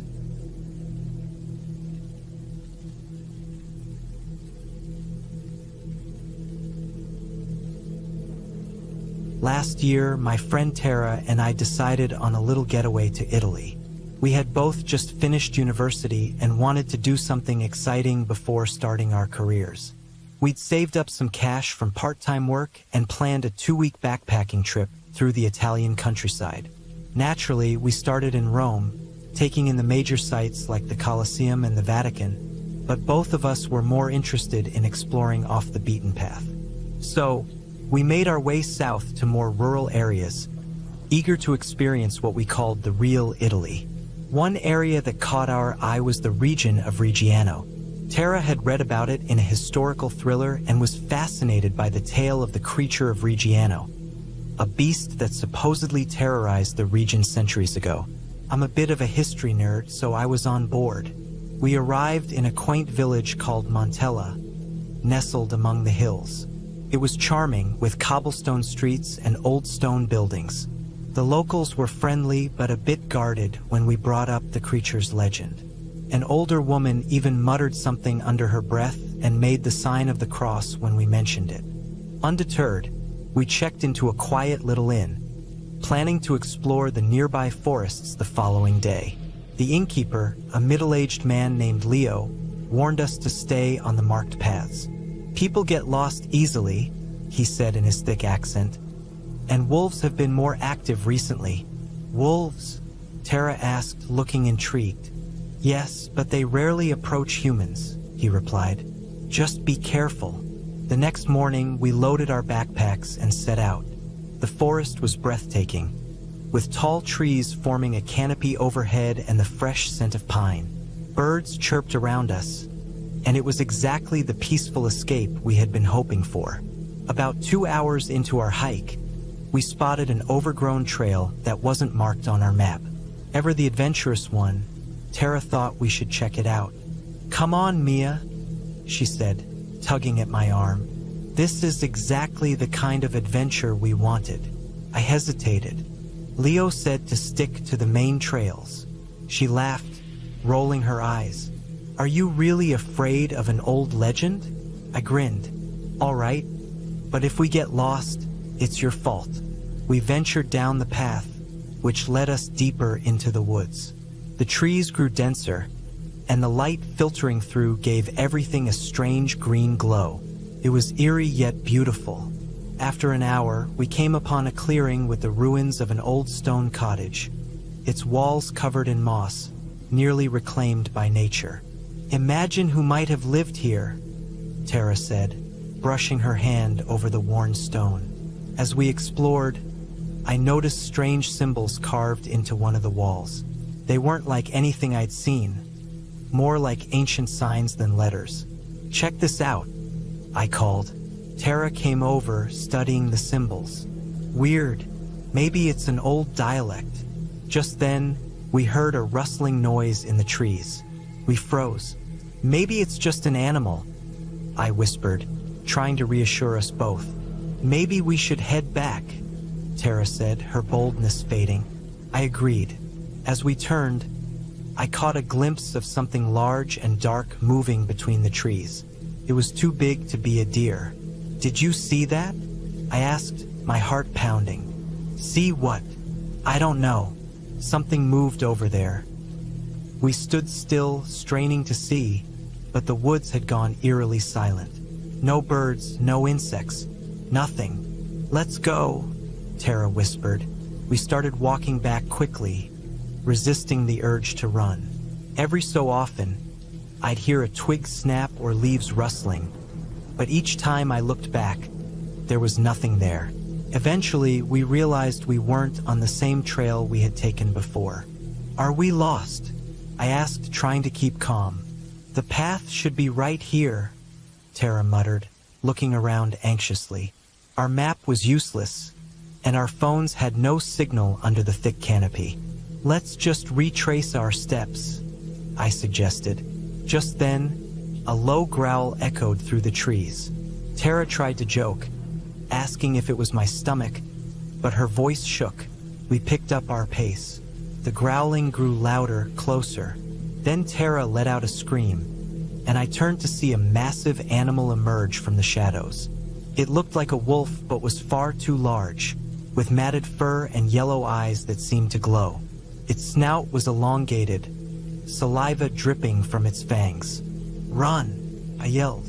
We sprinted, branches whipping at our faces as the creature crashed through the underbrush behind us.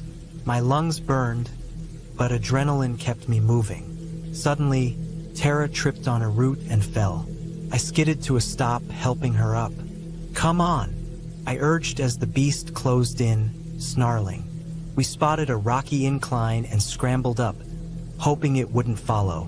At the top, we found ourselves on another path, a marked trail this time. Relief washed over me as I spotted a sign pointing the way back to the village. But before we could catch our breath, the creature appeared below, watching us with those same menacing eyes. It let out a howl that echoed through the trees. "Go!" Tara yelled. We ran down the trail, not stopping until we broke out of the woods and stumbled onto a road, where a small van was parked. An older man, loading crates, looked up, startled as we raced toward him. "Please help us," I gasped. He took one look at us and motioned for us to get in. Without hesitation, we climbed in, and he sped toward the village. "What happened?" he asked in broken English. "Something chased us," Tara said, breathless. He nodded grimly. "The creature. You know about it?" I asked. He didn't answer, but the silence was enough. Back in Montella, we returned to the inn. Leo gave us a knowing look.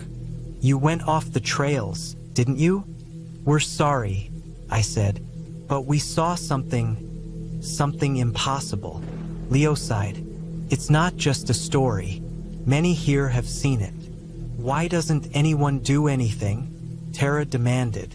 He shrugged. "It's a curse that has plagued this place for centuries." That night, we stayed locked in our room, barely sleeping. The next morning, we decided to cut our trip short and return to Rome. As we left, Leo handed us a small charm with an intricate design. "What's this?" I asked. "A protective charm," he said, "for safety." We thanked him and left, eager to put the forest behind us. Back in Rome, the city's busy streets made the whole experience feel like a strange memory. Yet I still have nightmares of those yellow eyes and that growl. Tara and I rarely bring it up. When people ask about our trip, we stick to the usual stories: the Colosseum, the food, the museums. No one would believe us anyway. But sometimes, I wonder what else is out there, hidden in remote places that people are too afraid to talk about. And I can't shake the feeling that we were fortunate to make it out of Reggiano alive.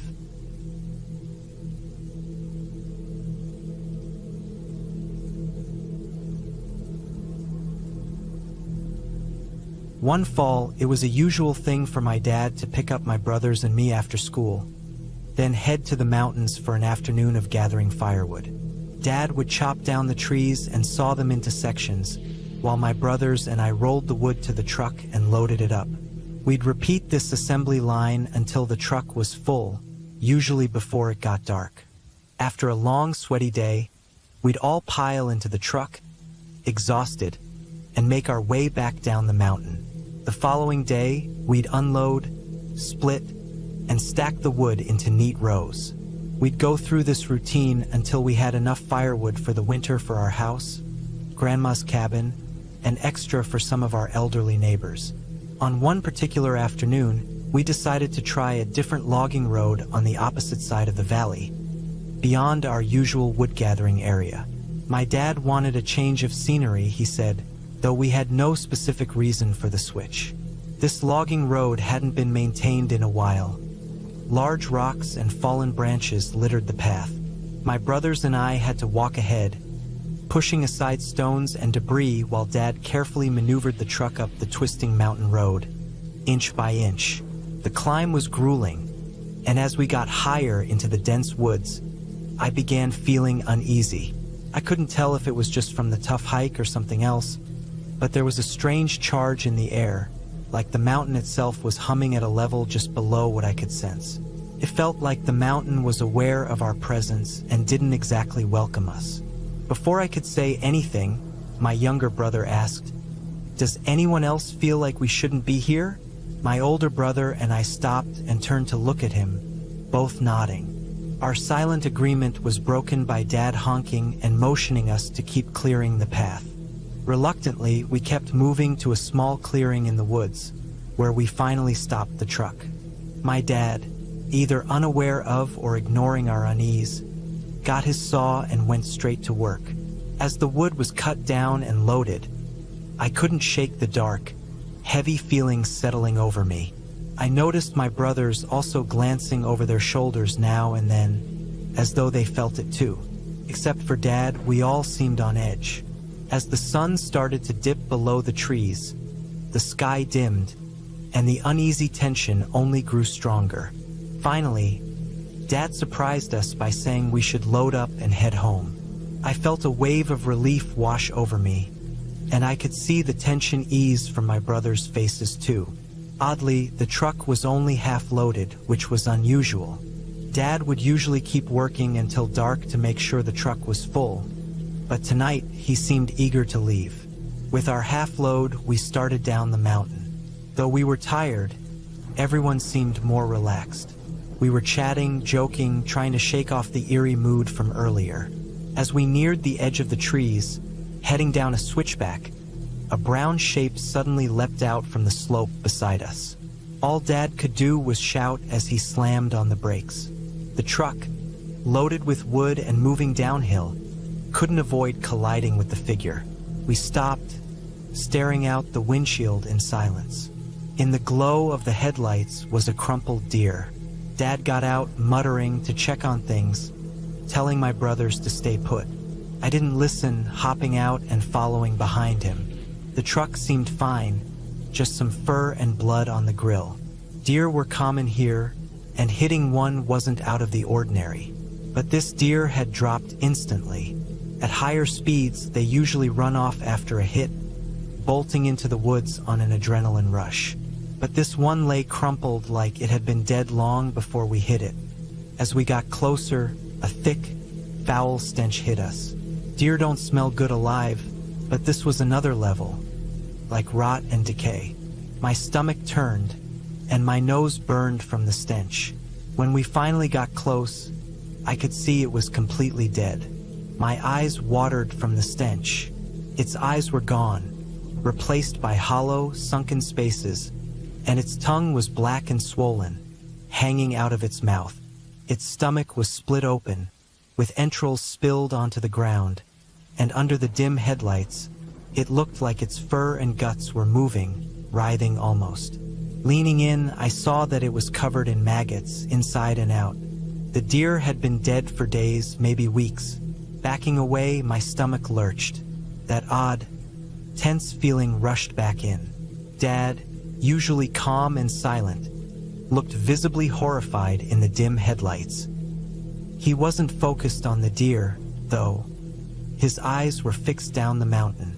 His voice was steady but with a hint of fear as he told me to get back to the truck. I quickly obeyed, grabbing the door handle. At that moment, a loud, high-pitched scream echoed through the trees, accompanied by snapping branches. Something was coming up the slope fast.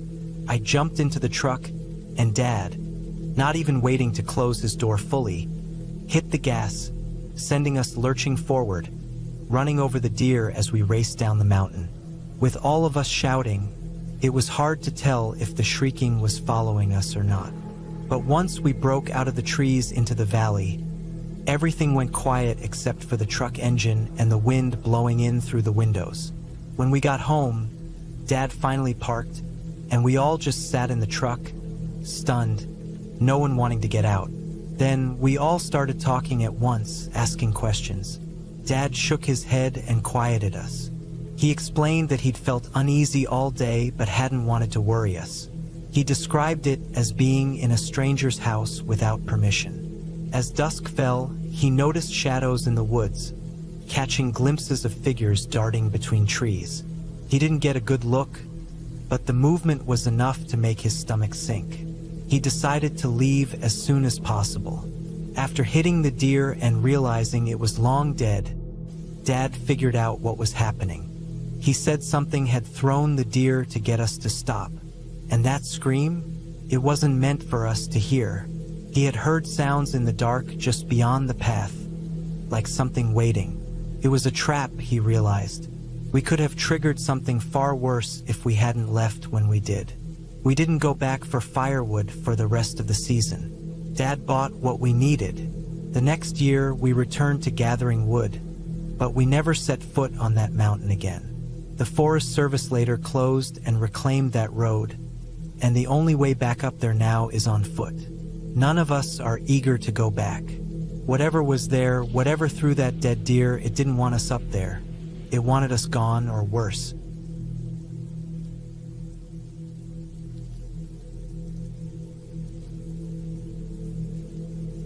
Growing up on a farm with over 200 acres to roam had its upsides. Plenty of space, a sense of peace, and all the freedom you could want. By age 18, I was used to helping my dad with all kinds of work around the place. He ran it with a steady hand, and I pitched in wherever I could. One warm evening, Dad mentioned needing some old trees cleared out deep in the woods. He even offered extra pay for the job, more than he'd usually give, which was enticing since I was saving for an old dirt bike a buddy was selling. The next morning, I loaded up the truck with the gear I needed, using Dad's sturdy trailer to carry it all. The area he wanted cleared was in the least traveled parts of our land, a good drive away. The sun was still setting as I drove, casting everything in a golden light. It took about 30 minutes, with the path getting narrower and more overgrown as I went. When I reached the spot, I took a moment to soak in the quiet. Tall trees towered all around, and the wind had that calm, whispering sound. I started up the chainsaw, and the first few trees came down easily. But as I moved to the next, I got the strange feeling I was being watched. I paused, turned off the saw, and listened. All I heard was the usual sounds of the woods, so I shrugged it off and got back to work. After a couple of hours, while taking a break, I noticed something odd. One of the trees I had just felled was gone. It seemed impossible. Trees don't just disappear. I walked over to check, and sure enough, the stump was there, cleanly cut, but the tree was missing. Puzzled, I looked around, but it was nowhere to be seen. Dismissing it as an oversight, I went on with my tasks. As the day wore on, I felt increasingly uneasy. Shadows seemed to flicker just beyond my line of sight, and at one point, I thought I heard faint laughter. The feeling of being watched returned, more intense than before, but every time I checked, I was alone. By nightfall, after a quick meal, I called my mom to let her know I'd stay out here for the night, not wanting to drive back in the dark. She told me to stay safe and call if I needed anything. With my tent set up, I made a small fire to cook some dinner, just some canned food and hot dogs, but it hit the spot. As I sat by the fire, reading a book my dad had lent me about local history, I began to notice noises in the trees. It sounded like footsteps crunching on dry leaves, just beyond the fire's light. I assumed it was a passing animal, but couldn't shake the feeling of eyes on me. It was a struggle, but eventually, I lay down to sleep, thinking I was just on edge from being out there alone. Sometime later, a loud thump jolted me awake. I listened closely and could hear something breathing heavily, irregularly. Carefully, I unzipped the tent just enough to peek out. The moonlight cast eerie shadows over everything, and I spotted a figure slipping behind a tree, too large to be any animal I knew. My breath caught. I turned on my flashlight and scanned the trees, but every time the light passed, I just barely caught sight of a tall, thin shape ducking out of view. It seemed to know where I'd look and managed to stay hidden. Finally, I convinced myself I needed to leave. I gathered my things, quietly crept to the truck, and started the engine. But with the loaded trailer, it was tough to maneuver on the rough path. I quickly decided to unhook it and heard a low growl behind me as I did. Too terrified to look, I jumped back in the truck, floored it, and sped back to the farmhouse. I didn't slow down until I saw the lights of home. The next morning, I returned with Dad to get the trailer. Everything looked normal in the daylight, and we hitched it back up without trouble. I glanced back as we were leaving and thought I saw a dark shape slip behind a tree, but I couldn't be sure. Back home, I searched through a book on folklore and found an entry on a creature called the Hide Behind. Supposedly, it preyed on people alone in the woods, lurking just out of sight. The resemblance to my experience was too strong to ignore. I shared some of the story with Dad in passing, and he said, "Your grandpa used to talk about strange things in the woods too." From then on, I avoided going deep into the forest alone. Even now, the woods feel different. Quiet, yes, but also a place to be careful around.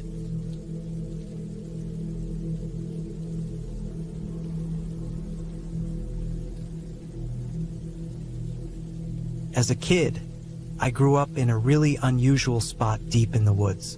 To this day, I'm unsure what kind of encounter I had. It could have been some kind of spirit or something else entirely. I'm hoping someone can shed some light on what my friend and I experienced that evening. I was around 13 and my friend, let's call him Chris, was about 11. Chris's dad had bought a large forested area about 60 miles from our city in Ontario, Canada. It was pure wilderness when his family got it, but they cleared a spot to build their house. The rest remained untouched, thick woods. A dirt road divided their land into two sections. On the right side, where their house was, the forest felt open and calm with gentle hills, a pleasant place to hang out. The left side was completely different. There was a deep ditch, maybe 6 feet down, followed by a steep hill covered in moss. Beyond the hill, the woods felt dark and ominous, with tall, shadowy pines. It was as if the forest gave off a warning. We joked around, calling that side the Haunted Woods. One fall day, maybe around 2000 or 2001, my family visited Chris's. While the adults were busy, Chris and I decided to explore the woods. Chris's dad warned us about a stray animal that had been getting into their trash. He thought it looked like a Rottweiler or some other big dog and didn't seem well. Patches of fur were missing, and it looked sick. He told us not to approach it if we saw it. The day was calm, cloudy, and windless. Leaves were turning orange and gold, and many had fallen, blanketing the ground. Chris and I walked along the dirt road, with the friendly woods on our right and the haunted woods on our left. We were slightly creeped out by the haunted woods, as usual, but we decided to be brave and tried not to think about it. Eventually, I noticed something odd. On the steep hill to our left, someone had tied a pink ribbon to a low-hanging pine branch. The ribbon was flapping wildly, almost horizontal, as if there were strong winds, but it was completely still that day. I touched the ribbon and even checked for wind the way my dad taught me by wetting my finger. Nothing. I mentioned it to Chris, but he seemed distracted, so we continued on. We reached a point where the hill had a gentler slope, almost like it had been hollowed out, giving us a clear view of the hillside. Chris got excited, thinking he heard something in the haunted woods. He explained there were wildcats in the area, and he thought he heard one. He wanted to try calling it to see if it might come down to us. I wasn't thrilled about the idea of calling out into that creepy forest, but before I could say anything, Chris started loudly meowing. To my shock, something in the forest meowed back. Chris was thrilled and kept meowing, and each time, the forest answered. The sound wasn't echoing, it was responding. As Chris continued, I started to feel uneasy. The rustling of leaves began moving closer, but there was nothing visible. "Look," Chris said. "It's coming towards us." Sure enough, we could hear something moving, as if walking on two legs, but we saw nothing. My nerves were screaming at me that something was wrong. The sounds got louder, coming from different directions, but still we saw nothing. Chris was mad at me for suggesting we leave, saying the kittens were coming to play with us. Suddenly, right by my feet, I heard heavy panting, like a big dog was right there. But when I looked down, there was nothing. I spun around, terrified, but saw no one near us. Then, up the dirt road, maybe 300 feet away, I spotted a lone dog. It resembled a Rottweiler, but it looked terrible, scruffy, with fur missing in patches and skin exposed. It was watching us, but there was no way I could hear it panting from that far. Yet the sound was right at my feet. My fear finally overtook me, and I bolted downhill, Chris racing alongside me, both of us terrified. We made it back safely, and after that, we avoided those woods.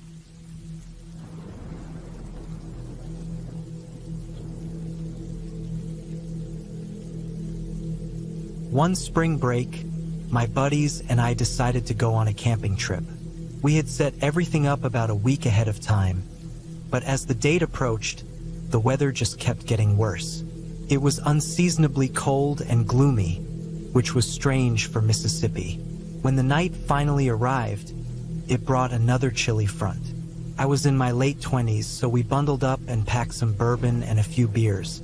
Our plan was to camp out at a spot my friend was familiar with, accessible only with his 4x4.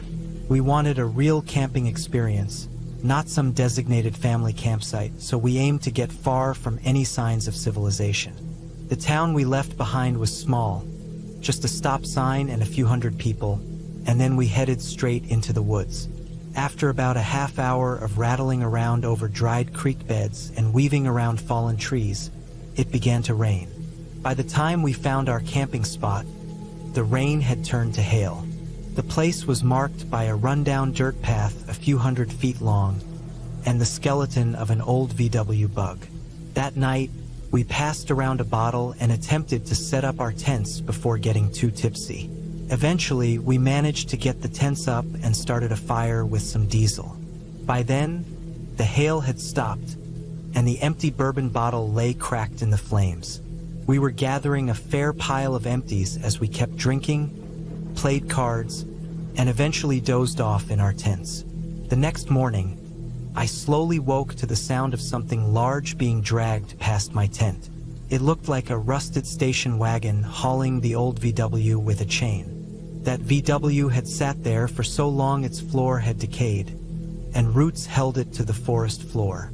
Following the wagon's trail, bits of dirt and brush scattered behind it. Inside the station wagon was a woman driving, a man sitting beside her, and 3 shirtless kids in the back where the seats used to be. The man looked out the window, completely ignoring us, while the children, with dirt smeared on their faces, stared blankly, their eyes hollow and far away. It was the kind of deep poverty you see only in certain areas, in the roughest inner-city neighborhoods or remote places like this. The woman spoke in a voice rough from years of smoking and drinking. "You boys from the city, come out here to camp? Well, that's fine as long as you ain't here to do any drugs. Y'all ain't doing any drugs, are ya?" We shook our heads, saying we were just drinking. "Well, that's all right," she said. "I have a drink here and there myself." She leaned in closer. "Wanna know how I knew y'all were out here? Seen them black helicopters flying round. Got some people working for me, you see. This here's my land. They told me someone was out here. Figured I'd better come check on things." She started laughing, a wet, raspy laugh that didn't quite match the dry tone she'd been using. The man kept looking out at nothing, and one of the kids put both hands on the window, peering through us. He looked about 8 or 9, his mouth slightly open, and a line of spit traced down the dirt-covered glass. "Y'all know Katie?" she asked. We didn't. "Well, everyone knows Katie around here. Y'all go to church." I lied and said we did. "Good. Don't got time for those who don't fear God. Why don't you come up to the church tomorrow? Meet Katie. It's just over that hill there. Can't miss it. She'd love to meet you all. Everyone would." We quickly assured her that we'd show up, and she drove off slowly, hauling the VW into the trees. As soon as she was out of sight, we exchanged nervous laughs. It was just nerves. There wasn't anything funny about it. We all have a basic ancient sense for danger that can stir up every so often, and when it does, you listen. There was something wrong. I felt it even before she spoke, just by looking into her eyes. Something was off, the kids, the man, her laughter. We eventually did hike up that hill. We could see for miles, but there was nothing. No buildings, no clearings, just endless forest. We packed up and cut the trip short, heading out before noon.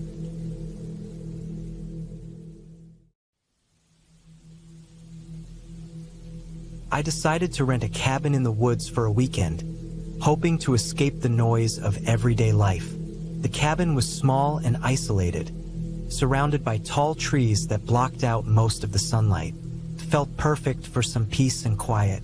I arrived in the late afternoon, unpacked my things, and settled in. The cabin had everything I needed: a small kitchen, a cozy bed, and a wood-burning stove. I felt excited to spend time alone in nature. As night fell, the woods around the cabin grew dark and silent. I made a fire and curled up with a book, but soon the sounds of the forest began to change. The wind rustled the leaves, and I heard the occasional snap of a twig. It was unsettling, but I tried to push it out of my mind. I went to bed early, thinking I'd be able to sleep off the odd feeling. In the middle of the night, I was jolted awake by a loud crash outside. My heart raced as I lay still in bed, straining to listen. It sounded like something heavy had fallen. I wanted to ignore it, but curiosity got the better of me. I grabbed a flashlight and slowly got out of bed. The cabin creaked as I moved, adding to the tense atmosphere. I stepped outside, the cold air biting at my skin. The moonlight cast eerie shadows among the trees. I aimed my flashlight towards the sound and saw that a large branch had fallen from a nearby tree, blocking part of the path leading away from the cabin. Relief washed over me, but then I noticed something strange. Footprints in the soft ground, leading away from the cabin. The prints looked like they belonged to a man, large and heavy. My stomach twisted as I realized they weren't mine. Panic set in as I turned to head back inside. I wanted to lock the door and hide, but I stopped short when I heard a rustling noise coming from the trees. It sounded too deliberate to be an animal. I ran back into the cabin, locking the door behind me. My mind raced as I tried to calm down. What if someone was out there? I grabbed my phone, but there was no service. I felt trapped and exposed, a sense of dread filling the cabin. I sat on the floor with my back against the door, holding my flashlight tightly. Hours passed, and every sound outside made me jump. Just when I thought it was safe, I heard a soft knock at the window.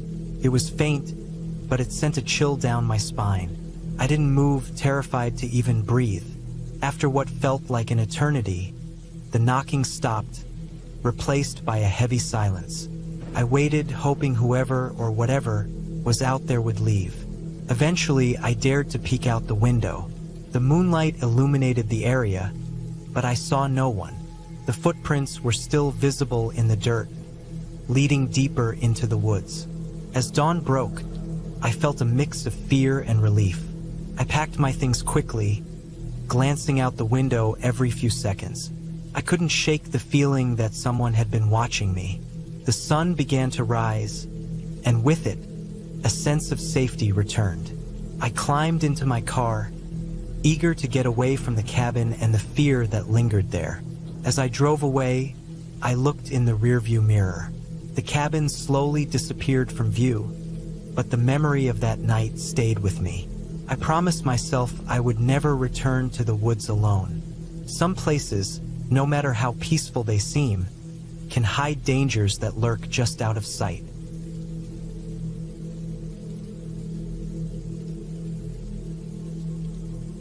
Last fall, I rented a remote cabin near a lake for a weekend escape.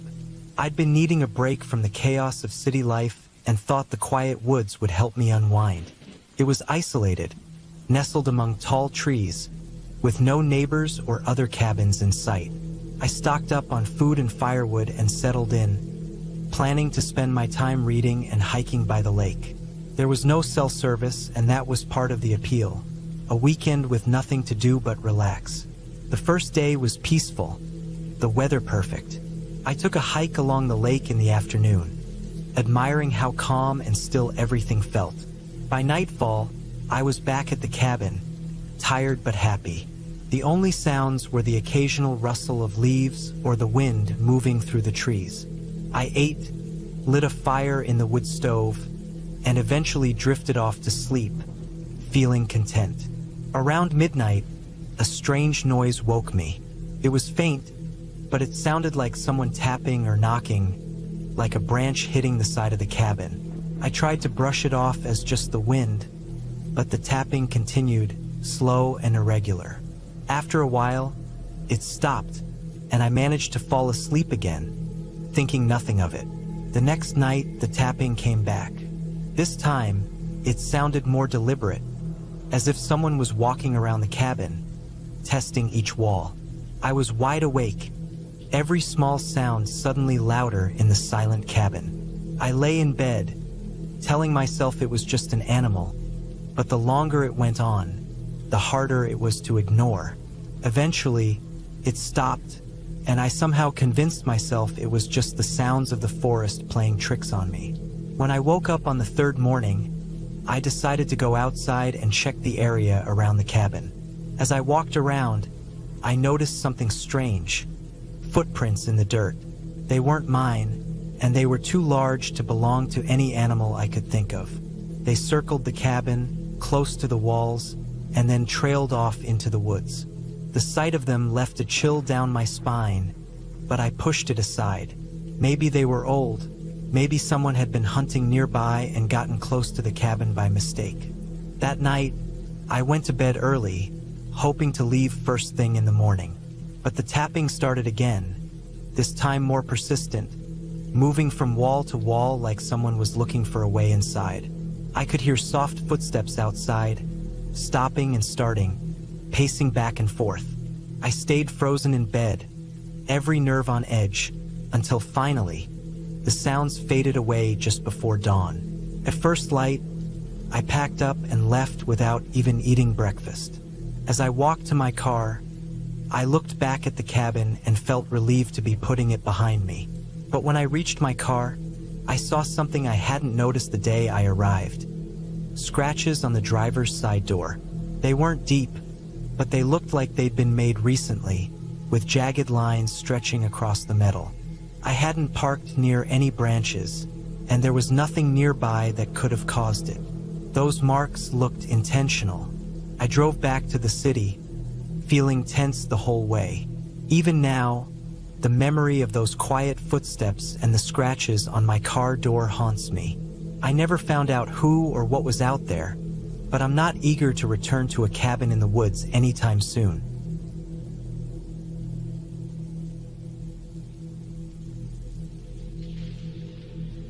One fall, I decided to spend a weekend alone in a remote cabin to get away from the city. I'd been feeling overwhelmed and thought some quiet time in the woods would clear my head. The cabin was basic, just one room with a small kitchen, bed, and a fireplace. There was no cell reception, which I welcomed, thinking it would help me disconnect for a few days. The first day passed quietly. I explored the area around the cabin, watching the leaves change colors and listening to the birds. The solitude felt peaceful, but by nightfall, the silence settled heavily. Without the usual city sounds, every creak in the cabin and every rustle outside seemed amplified. I told myself it was just the wind and the woods adjusting to the night. But the second night, things took a strange turn. Late into the night, I woke up to a faint noise, like something scraping against wood. I lay still, trying to figure out if it was the wind or an animal. The noise was soft but steady, like someone was slowly running something sharp against the outside wall. I stayed quiet, hoping it would stop, but it continued, moving along the wall as if something, or someone, was circling the cabin.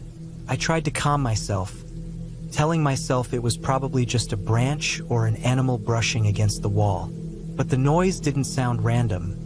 It was slow and purposeful, and it circled the cabin several times.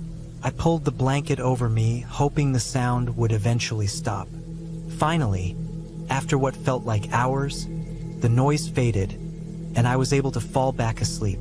When morning came, I stepped outside to look for anything that might explain the noise. The ground was covered in a layer of fallen leaves, but near the cabin, I noticed something strange. There were clear drag marks, like someone had pulled something heavy around the cabin.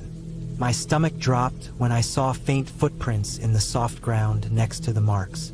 They were larger than mine and spaced widely, as if whoever or whatever made them had been walking slowly and deliberately. I followed the prints and drag marks around the cabin. They circled the entire perimeter, then led off into the woods and disappeared. The sight of those prints, knowing I'd heard them in the dark, sent a chill through me. It made me realize that whatever had been outside wasn't a random animal. It was someone, and they had been close. I didn't waste any time after that. I packed up my things as quickly as possible and started down the trail, looking back over my shoulder every few steps. I kept thinking about how I'd been lying in that cabin, just a thin wall away from whoever had been outside, and how easily they could have come inside if they'd wanted to. I was exhausted by the time I made it back to my car, but the relief I felt as I locked myself inside was like nothing I'd ever known. I drove away, never looking back, and I never felt the urge to go back to the woods again.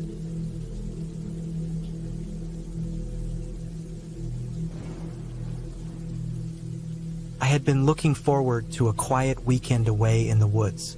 After weeks of work stress, the idea of being alone in a small cabin, surrounded by nothing but trees, felt perfect. The cabin was old but sturdy, with a small wood stove, a single bed, and large windows looking out onto the forest. No phone signal, no Wi-Fi, exactly what I needed. The first night went by peacefully. I sat by the fire, read a book, and let myself fall into a deep, heavy sleep. By morning, I felt rested, enjoying the quiet and the fresh forest air. But that evening, just after sundown, something strange happened. I was sitting inside with the only sound being the crackling fire. It was that deep kind of silence you only find in the woods. Suddenly, I heard footsteps outside, slow and deliberate, crunching over the fallen leaves. I froze, my mind racing through possibilities. Maybe it was an animal? But no, the steps were too heavy, too rhythmic. I told myself it was nothing, that I was just being paranoid. But then I heard them again, moving around the cabin, as if someone was circling it. My heart began to pound as I waited, barely daring to breathe. The steps would pause, then start up again, each time sounding closer to the cabin walls. I didn't want to overreact, but I wasn't stupid. I grabbed the small pocket knife I had packed and stood by the door, ready to defend myself if necessary. The steps stopped, and for a while, everything was quiet. I was almost convinced that maybe it had been an animal after all. But then, I noticed something. The door handle was moving, slowly, as if someone was testing it. My blood went cold. I kept completely still, knife clutched tightly in my hand.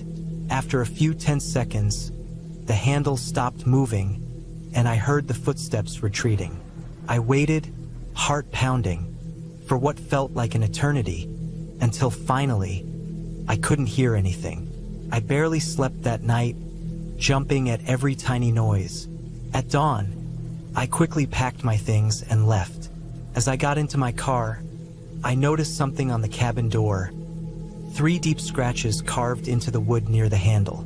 They were fresh, like someone had dragged a knife or a blade down the door. Driving away, I tried to shake off the feeling, telling myself it was just some stranger trying to scare me. But something in me knew it was more than that, and I realized I wouldn't be coming back to the cabin anytime soon. The silence I had once looked forward to now felt too empty, too unsettling, and I couldn't forget the sound of those steps in the night.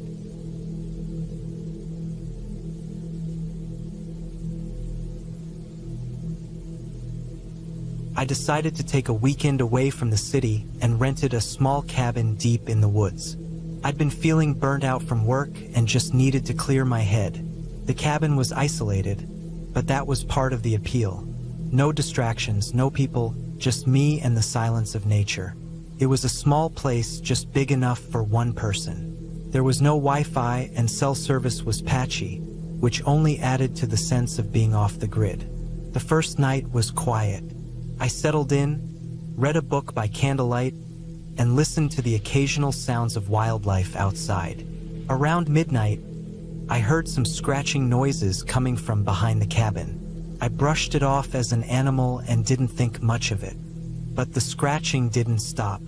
It would go silent for a few minutes, then pick up again, now on a different wall. I figured a raccoon or something was trying to get in, so I just pulled my blanket tighter and tried to ignore it. The next morning, I walked around outside, looking for signs of an animal. I found faint claw marks along the wood of the cabin, but nothing that alarmed me. I thought it might be a stray dog or some other small animal, and I went about my day. The hours passed peacefully, and by dusk, I was feeling more relaxed than I had in weeks. That night, though, things felt different. As I was getting ready for bed, I realized just how quiet it was outside. Too quiet. Even the usual sounds of birds and insects had stopped. Then, around midnight again, the scratching started, this time louder and more aggressive. I sat up in bed, trying to convince myself it was the same animal from before, but the noise was getting closer, like it was moving along the outside walls. I started to feel uneasy. It was an unshakable feeling that something was wrong. The scratching grew louder, and then I heard a low thud, as if something heavy was being dragged across the ground outside. My heart pounded as I thought about all the possibilities, but I couldn't bring myself to move. I sat there listening until the sound stopped altogether. I spent the rest of the night wide awake, clutching my flashlight, too scared to even breathe loudly. In the morning, I packed up and decided to leave early. As I stepped outside, I noticed something odd.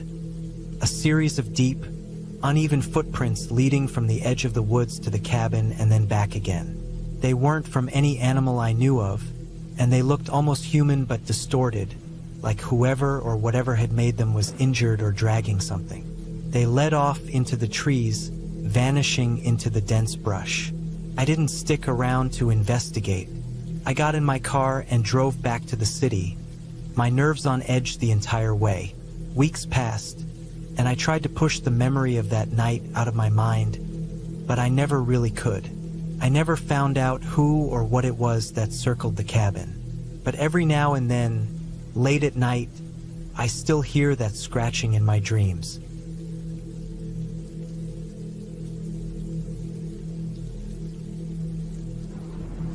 One weekend, I decided to escape the city's constant noise and pressure by renting a cabin deep in the woods. It seemed perfect, quiet, isolated, with no one around for miles. The cabin itself was old but well kept, with a large front porch and creaky wooden floors. It felt just right for the kind of break I was looking for. After unloading my things, I took a walk through the nearby woods, letting the sounds of nature relax me. The silence was so deep it was almost loud, broken only by the occasional rustle of branches or the sudden flap of a bird's wings. As the afternoon faded into evening, I headed back to the cabin, ready to settle in for the night. The first few hours were peaceful.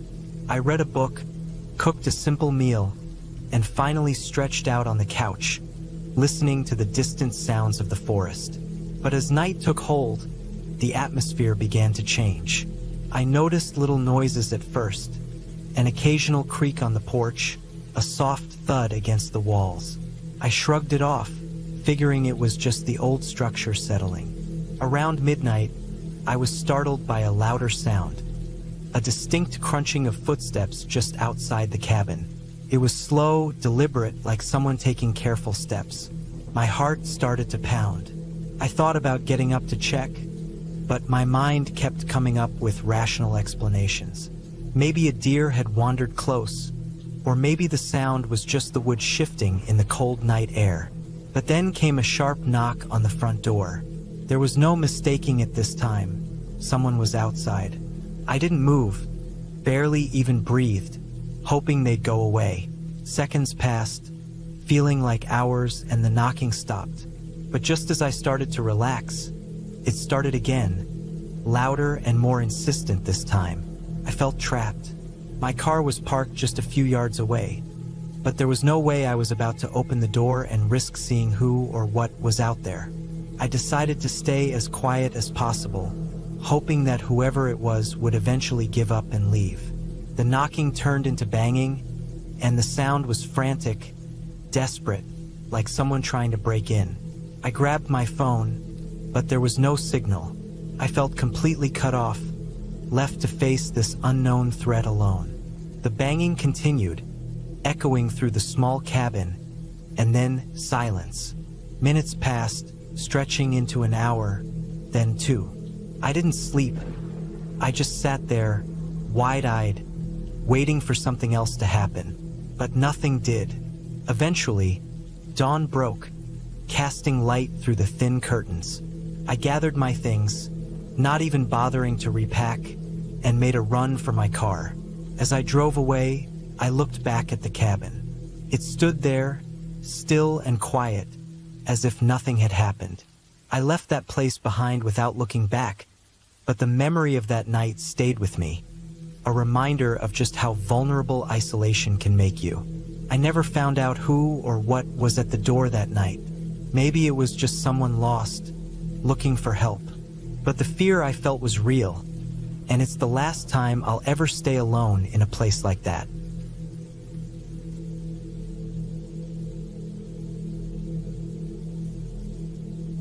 I had decided to spend a quiet weekend alone in an old cabin up in the mountains, hoping to escape the stress of work and the constant hum of city life.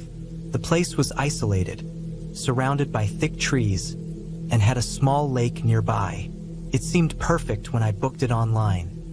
No neighbors, no traffic, just silence and nature.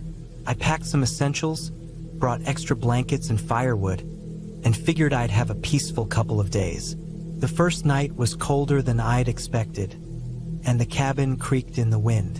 I kept hearing faint rustling noises, but I told myself it was just animals outside. I tried to sleep but couldn't shake an uneasy feeling, like I was being watched. I brushed it off, put it down to city nerves, and finally drifted off. The next day, I took a short hike around the cabin, staying close by so I wouldn't get lost. I noticed strange things that seemed out of place. A fresh cigarette but near the edge of the lake, some footprints in the mud that didn't look like mine, and a worn, old jacket hanging on a tree branch. I hadn't seen anyone else out here, so it felt strange, but I convinced myself these were just leftovers from whoever had rented the cabin before me. That night, though, things got stranger. As I was about to go to bed, I heard what sounded like footsteps outside. I froze, holding my breath, straining to hear through the thin walls. The footsteps stopped, but then something tapped against one of the windows, like a branch, only there weren't any trees that close. I told myself it was probably just an animal drawn by the light inside.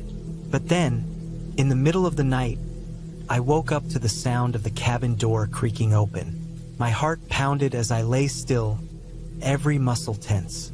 The door was locked. I checked it twice before bed. I held my breath, trying to listen, and I heard faint shuffling sounds near the doorway. Whoever or whatever was out there was trying to be quiet. I stayed motionless, too afraid to even get out of bed. After what felt like an hour, the sounds finally stopped, and I heard the door shut softly. I stayed awake the rest of the night, eyes fixed on the door, barely breathing. When dawn broke, I forced myself to check the cabin. Nothing was missing, but the door was slightly ajar, despite the lock still being in place. I didn't waste a second.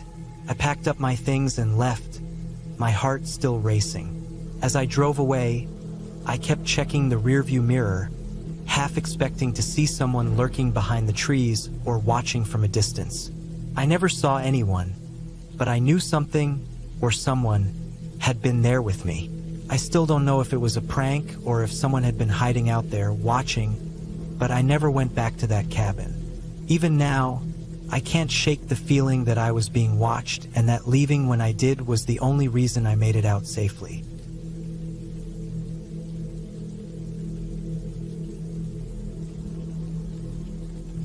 I thought a weekend alone in a secluded cabin would be the perfect break. I'd found a place online, buried deep in the woods, far away from the noise of the city. It looked cozy in the photos, and something about being away from my phone and laptop sounded like the reset I needed. I arrived in the late afternoon, dropped my bags inside, and took a quick look around. It was exactly what I wanted. Just a small, rustic cabin with a simple bed, a fireplace, and big windows that showed nothing but trees. As night fell, the silence around me felt almost too deep. I'd never been in a place so quiet. There were no distant cars, no planes overhead, just the occasional creak from the old cabin or rustle of leaves outside. I tried to read, but my mind kept wandering, caught on every little sound. Finally, I decided to go to bed early, figuring I'd be more comfortable with a fresh start in the morning. I woke up sometime in the middle of the night, startled by a sound that was sharper than the others. A faint scraping noise just outside. My heart started pounding, and I lay there, frozen, listening. Sounded close, maybe just by the door. My mind raced through all the things it could be. An animal, a branch scratching against the wood, but something about it felt off. I got up quietly and peeked through the window, my breath fogging up the glass. In the dim moonlight, I could see fresh footprints in the dirt outside, leading right up to the door. I hadn't brought much to defend myself, but I found a heavy flashlight and clutched it tightly, listening. The sound stopped, and for a moment, I thought maybe it was my imagination or an animal passing by. But just as I started to calm down, I heard footsteps moving away, slowly crunching on the forest floor. Whoever, or whatever, had been right outside my door was now heading deeper into the woods. In the morning, I went outside to inspect. The footprints were still there, clear as day, too large for an animal and unmistakably human. I looked around but saw nothing out of place, just the tracks leading away from the cabin and disappearing into the trees. I packed my things right after that. Whatever it was, whoever it was, I wasn't about to stick around and find out. By the time I reached my car, I felt a wave of relief, like I just walked away from something that could have gone very wrong. As I drove away, I kept glancing back at the cabin in the rearview mirror, feeling the weight of a close call with something I didn't fully understand. But that left a chill that lingered long after I was safely home.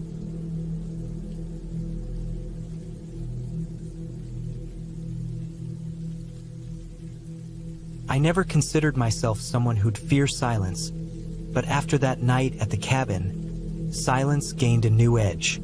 I had rented a small cabin in the woods for a weekend away from the city, thinking the quiet would clear my mind.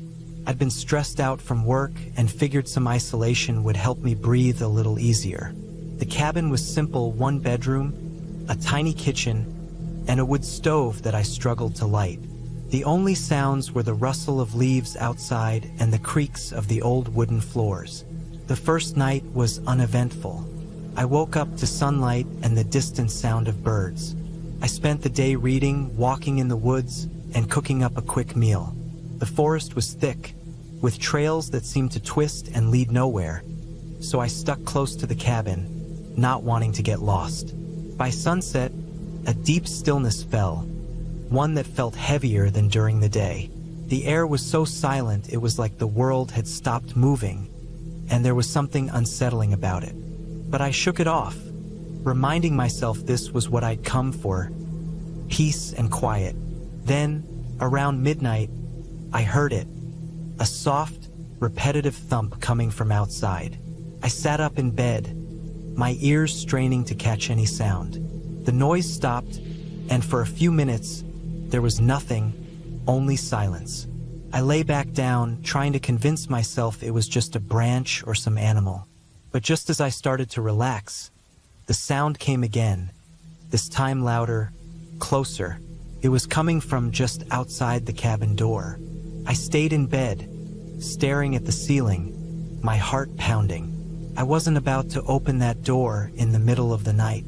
I told myself it was probably just an animal, but I couldn't shake the feeling that something was off.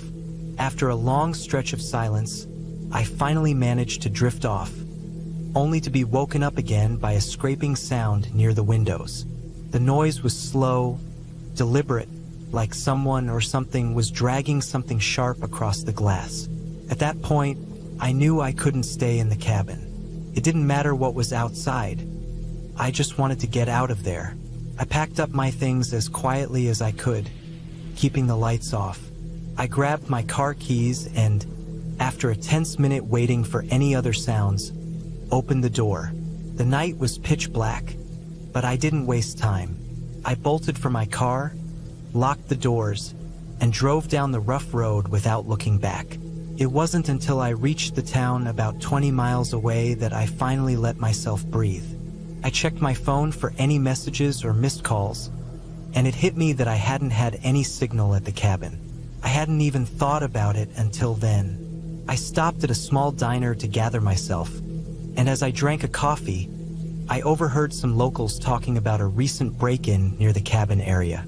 Apparently, someone had been breaking into remote cabins and stealing supplies, sometimes even waiting for the renters to leave for groceries before slipping in. That night, I couldn't shake the thought that someone might have been watching me in that cabin, maybe even planning to come inside. It was a relief to realize I hadn't been imagining things, but it left a hollow feeling in my gut. As I drove back to the city, I couldn't stop thinking about how close I might have come to finding out what was behind those noises. I was safe, but I'd never really feel alone in the same way again.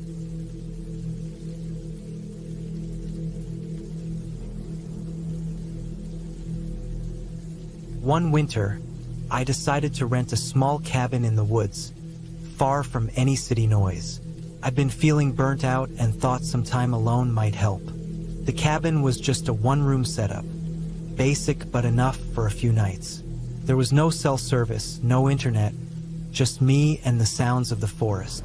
I felt that familiar mix of excitement and unease as I unpacked. I was eager to be alone with my thoughts, yet the silence was so thick it seemed almost oppressive. The first night passed without much happening. I stayed inside, reading and jotting down notes, trying to reflect and unwind. The wind howled outside, branches tapping against the window, but that was it. The quiet made it hard to sleep, but by morning, I had gotten a bit more used to it. The second night, however, was different. Around midnight, I heard footsteps outside, crunching through the snow. They weren't the casual steps of someone passing by, and I knew no one else should be out here.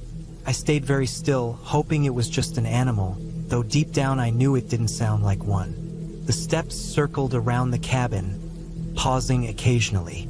My heart was pounding, and I could feel every thud in my chest. I tried to tell myself that maybe it was just a hiker who got lost, someone who'd made their way up here accidentally. But as I listened to the careful, deliberate sound of those steps, something felt off.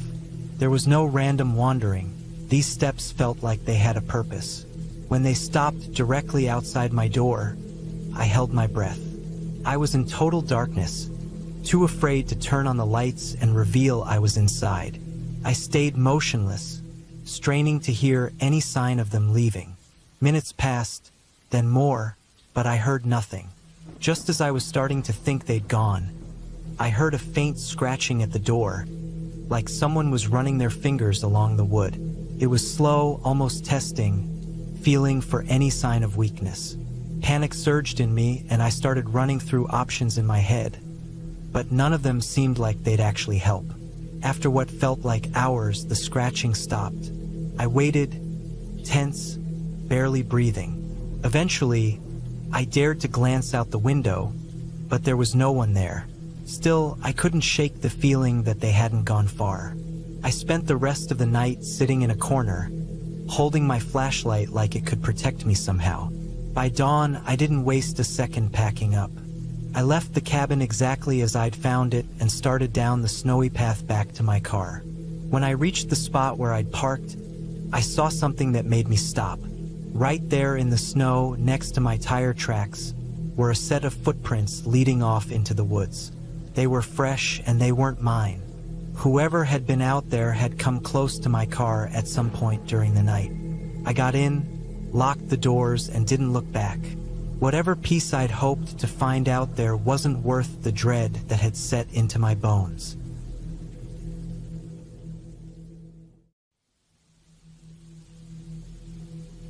I'd always loved camping alone. Something about the quiet of the forest and the complete freedom of it had always appealed to me. So, when I had a free weekend, I decided to head out to a spot I hadn't been to in years. It was a little more remote than most places I camped, far from the popular trails and tucked away from any cell service. Just me, my tent, and miles of wilderness. The hike was longer than I remembered, and I reached the spot just before sunset. The trees were dense here, towering pines that seemed to block out half the sky, and the ground was thick with underbrush. I set up my tent and started a small fire to cook dinner. As the light faded, the air grew colder, and the silence of the forest settled around me.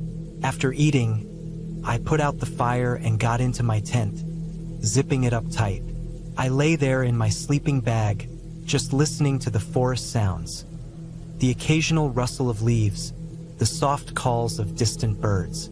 I felt completely alone, in a way that was both peaceful and eerie. It must have been around midnight when I woke up. Something had startled me out of sleep, but I didn't know what. I lay there, listening to the silence, when I heard it, footsteps outside my tent. Slow, deliberate, like someone was pacing. My first thought was that it had to be an animal. But as I listened, I realized the steps were too steady, too measured. They sounded like a person walking slowly around my campsite. I lay completely still, barely breathing, my heart pounding so hard I thought it would give me away. Whoever was outside moved with purpose, circling my tent. Then, the footsteps stopped, and I could hear a faint scratching sound, like something brushing against the fabric of the tent. It was light, almost hesitant, but enough to send a chill down my spine. I stayed frozen, unsure of what to do. My flashlight was next to me, but I was too afraid to reach for it, afraid that the light would draw attention. After a few minutes, the scratching stopped, and everything went silent again. I listened, my ears straining for any sound, but there was nothing. No footsteps, no rustling. Just the thick, heavy quiet of the forest. I lay there, staring into the darkness, trying to convince myself it was nothing, that maybe it had been an animal after all. Eventually, exhaustion overtook my fear, and I drifted into an uneasy sleep. When I woke up again, it was still dark, but something felt wrong. There was a smell, an awful sour stench like rotting meat. It was strong, hanging in the air around my tent, and my stomach turned. I sat up, feeling a surge of panic. I had to get out of there. I unzipped the tent cautiously, poking my head out. The smell was even stronger outside, and as my eyes adjusted, I saw something lying near the edge of my campsite. It was a dead animal, a deer, its body twisted and torn, as if it had been dragged there and left. The ground around it was disturbed, the dirt churned up with what looked like footprints leading into the trees.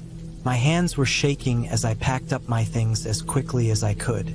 I left the tent behind, too afraid to stay a minute longer than necessary.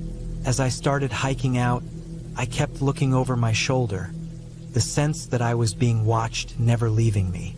Every snap of a twig, every gust of wind felt like something following, something close. The hike back to the car felt endless, and I didn't relax until I was safely inside, doors locked.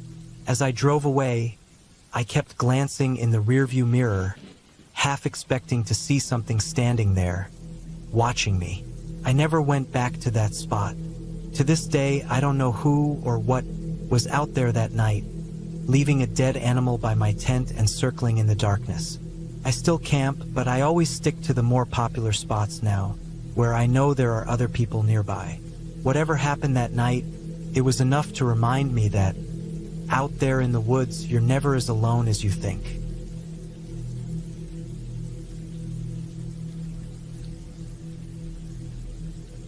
It was late October, and I thought a solo camping trip might be the perfect way to unwind.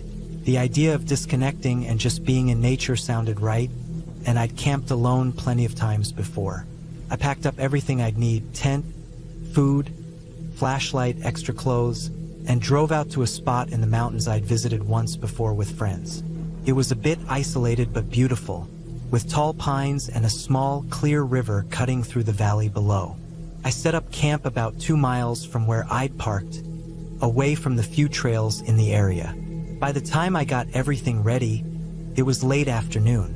I spent a couple of hours hiking around and then made a small fire to cook dinner as the sun went down. There was something peaceful about sitting out there, just me and the quiet sounds of the woods. I had no cell service, but that was part of the appeal. No distractions, just silence and solitude. As the fire died down and the darkness settled in, I felt a sense of calm, sitting there with only the crackling embers for light. But then, just past the glow of the fire, I heard what sounded like someone moving through the trees. My first thought was that maybe an animal was out there, but the sound was too controlled, too steady. It was footsteps, clear and deliberate, and they were getting closer. I tried to tell myself it was nothing, maybe another camper, but I knew that wasn't right. I was off any main path, and it was too late for anyone to be wandering around in the dark. The footsteps stopped just beyond the ring of light from my fire, and I strained to see anything out there, but it was pitch black. For a few long minutes, everything was silent. I could feel my pulse racing, a tense silence wrapping around me. After what felt like forever, the footsteps started again, this time circling the edge of the clearing, slowly and deliberately. Whoever it was wasn't coming closer, but was moving around the perimeter. It was as if they were waiting or watching, testing my reaction. I didn't move, didn't want to draw attention, hoping they'd just go away. But the circling continued, and my fear was turning to panic. I kept my flashlight in my hand, ready, but I didn't dare turn it on, afraid it would give away exactly where I was. I felt trapped in my own camp, not sure what to do. Then, just as suddenly as the sounds began, they stopped. The silence that followed was even worse. I waited, listening for any hint of movement, but everything was still. I sat there for a long time, barely breathing, expecting those footsteps to start up again, but they didn't. Eventually, I heard something farther off in the trees, a single snap of a branch, and then, slowly, the woods returned to their usual sounds. Whoever or whatever had been out there was gone. I waited until the first light of dawn before I packed up. I didn't sleep at all. I just sat by the dying embers, eyes darting around the shadows, heart pounding with every small sound. When morning finally came, I packed up as fast as I could and hiked out, constantly looking over my shoulder. When I got back to my car, I felt a weight lift off my chest, a flood of relief. As I drove back, I kept thinking about those footsteps and that strange, deliberate circling in the dark. I couldn't shake the feeling that someone had been out there, watching me, testing my limits, just beyond the light. It was like they were toying with me, letting me know they were there without showing themselves. I still go camping sometimes, but I haven't gone alone since that night. Whatever was out there, it wasn't an animal. It was someone who knew exactly what they were doing, and it made me realize just how vulnerable I'd been.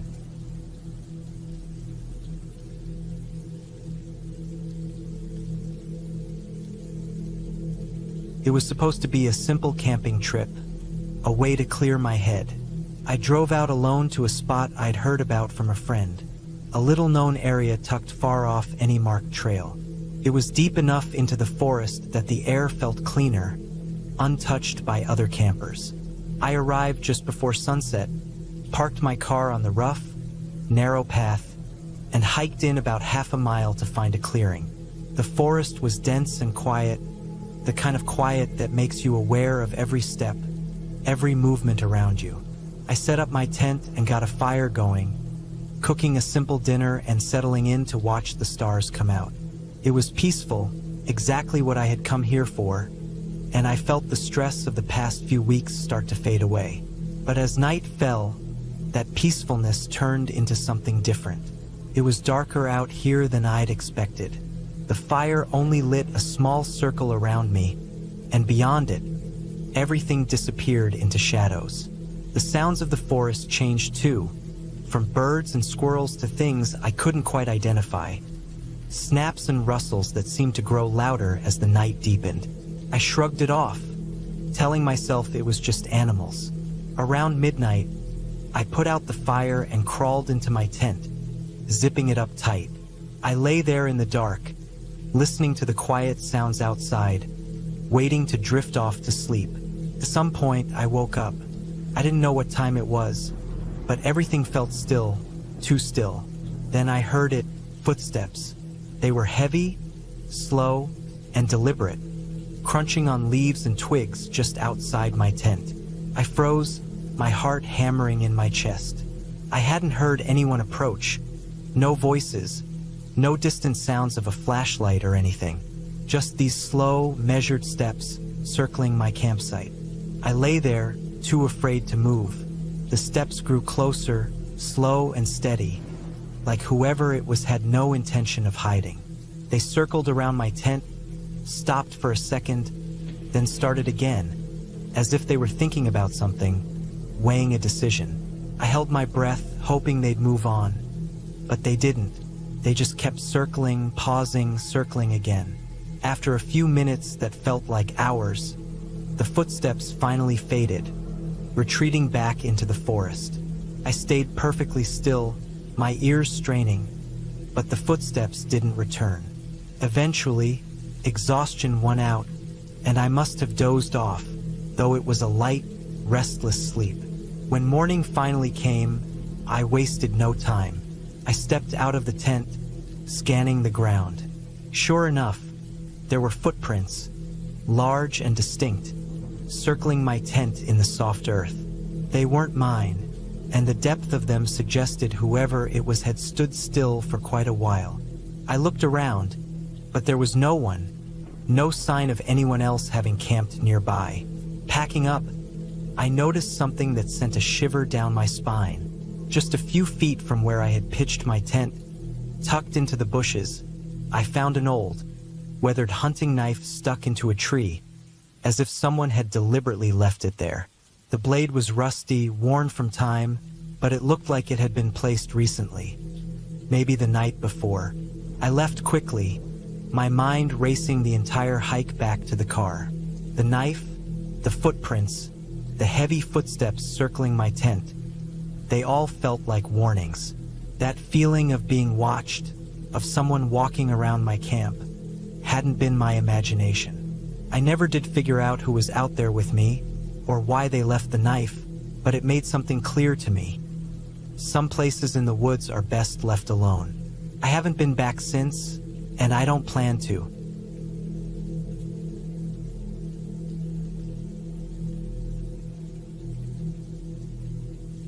I decided to go camping alone. I'd been working non-stop, and I thought a weekend in the wilderness would be a great way to clear my head. I chose a remote area, far from popular trails, the kind of spot where you could go a whole weekend without seeing another person. It sounded perfect. I hiked out a couple of miles before I found a spot that seemed good. It was right by a small stream with flat ground for the tent and thick trees all around. I set up camp, made a small fire, and cooked a simple dinner. As the sun set, the forest turned quiet, the way it does when it's so far from any roads or houses. It felt peaceful, just me and the sounds of the forest. Wind in the trees, water running over rocks, and the occasional chirp of a distant bird. After a while, I crawled into my tent, zipped up my sleeping bag, and drifted off. I didn't sleep long. At some point in the night, I woke up suddenly, that feeling of being watched prickling at the back of my neck. It was pitch dark, and I lay there listening. At first, it was quiet, but then I heard something. A crunching sound, like footsteps moving slowly, carefully, over dry leaves. My first thought was a deer or maybe a raccoon sniffing around, but the footsteps were too heavy, too deliberate. They circled my tent, moving in slow, uneven steps. Whoever or whatever it was didn't seem in a hurry. I held my breath, every muscle tense, listening as the steps stopped on the far side of the tent. Then I heard another noise, something scraping against the fabric, like fingers or maybe a knife. I was paralyzed.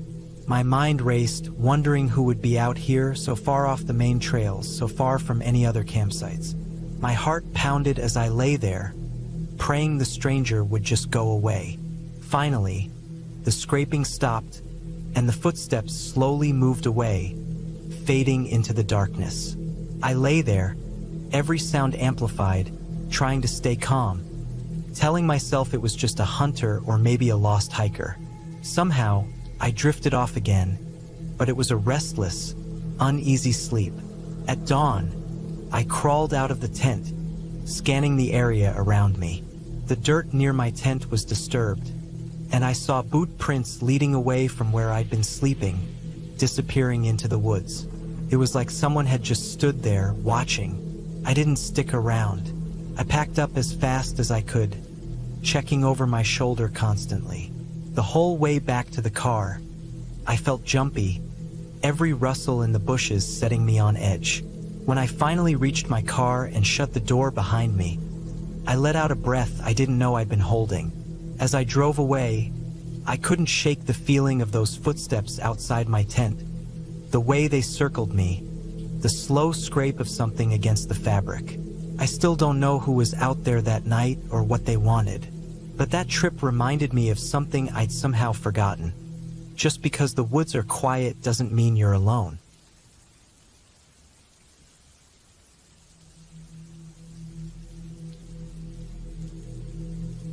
It was early autumn, and I'd driven a few hours out of town to a remote lake I'd found online.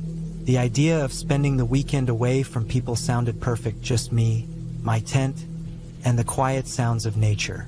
I found a nice spot near the water, away from the main trails, surrounded by thick trees. The sun was setting when I finally got my camp set up, painting the sky in shades of red and orange.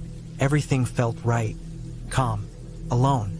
The first night went by smoothly. The stars were out, bright and clear, and I slept deeply, with just the gentle sound of the lake in the background. The next day, I spent most of my time exploring, climbing a small hill nearby to get a better view. I didn't see anyone all day, not one person, which felt strange, but I figured that was part of the appeal of going somewhere so remote.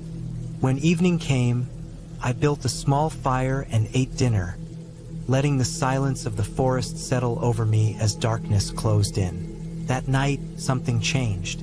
I woke up suddenly, heart racing, without knowing why. I lay still, listening.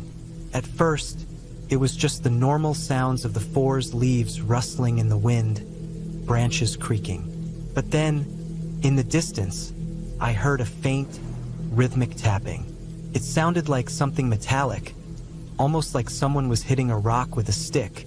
The sound was odd, not something you'd expect out there, but I figured maybe it was an animal knocking something over or messing around. The tapping continued, though slow and steady, and I couldn't shake the feeling that it wasn't random. It sounded too deliberate, like someone was taking their time, pacing themselves. Every time it stopped, the silence felt heavier, pressing in around me. I lay there for hours listening, muscles tense. At some point, I drifted off, but the tapping stuck in my mind, echoing in my dreams. The next morning, I got out of the tent and walked around, looking for signs of anything unusual. Nothing. No footprints, no broken branches. Just silence and the distant, empty lake. I tried to shake it off, telling myself I was being paranoid. I spent the day fishing and relaxing, and by the time evening came, I almost felt normal again. But that night, the tapping returned, only closer. It sounded like it was coming from the other side of the lake, echoing across the water. Every few seconds, a slow, metallic tap, then silence. Tap, silence. I felt a creeping unease growing in me, the kind you can't brush off with logic. I could see nothing in the dark, no movement, no light from another campfire. I told myself it was just a strange echo, that maybe it was some animal behavior I didn't know about. Still, I didn't sleep that night. I sat up, listening, wide-eyed and tense, waiting for the first light of dawn. When it finally came, I packed up immediately, the tapping still playing in my head. I hiked back to my car without stopping, feeling that prickling sensation on the back of my neck like someone was watching me. When I finally got to the car, I threw my gear in and started the engine, heart racing, eager to leave that silence behind. As I drove away, I saw something that made my blood run cold. Along the edge of the road, leading out of the forest, were boot prints in the dirt. They were fresh, deep, like someone had been walking slowly, deliberately, and they were spaced evenly apart, almost like they'd been made to the beat of a slow, tapping rhythm. I never found out who or what was making that sound, but I knew one thing: I'd been wrong. I wasn't alone that weekend, and the thought of those footsteps still haunts me.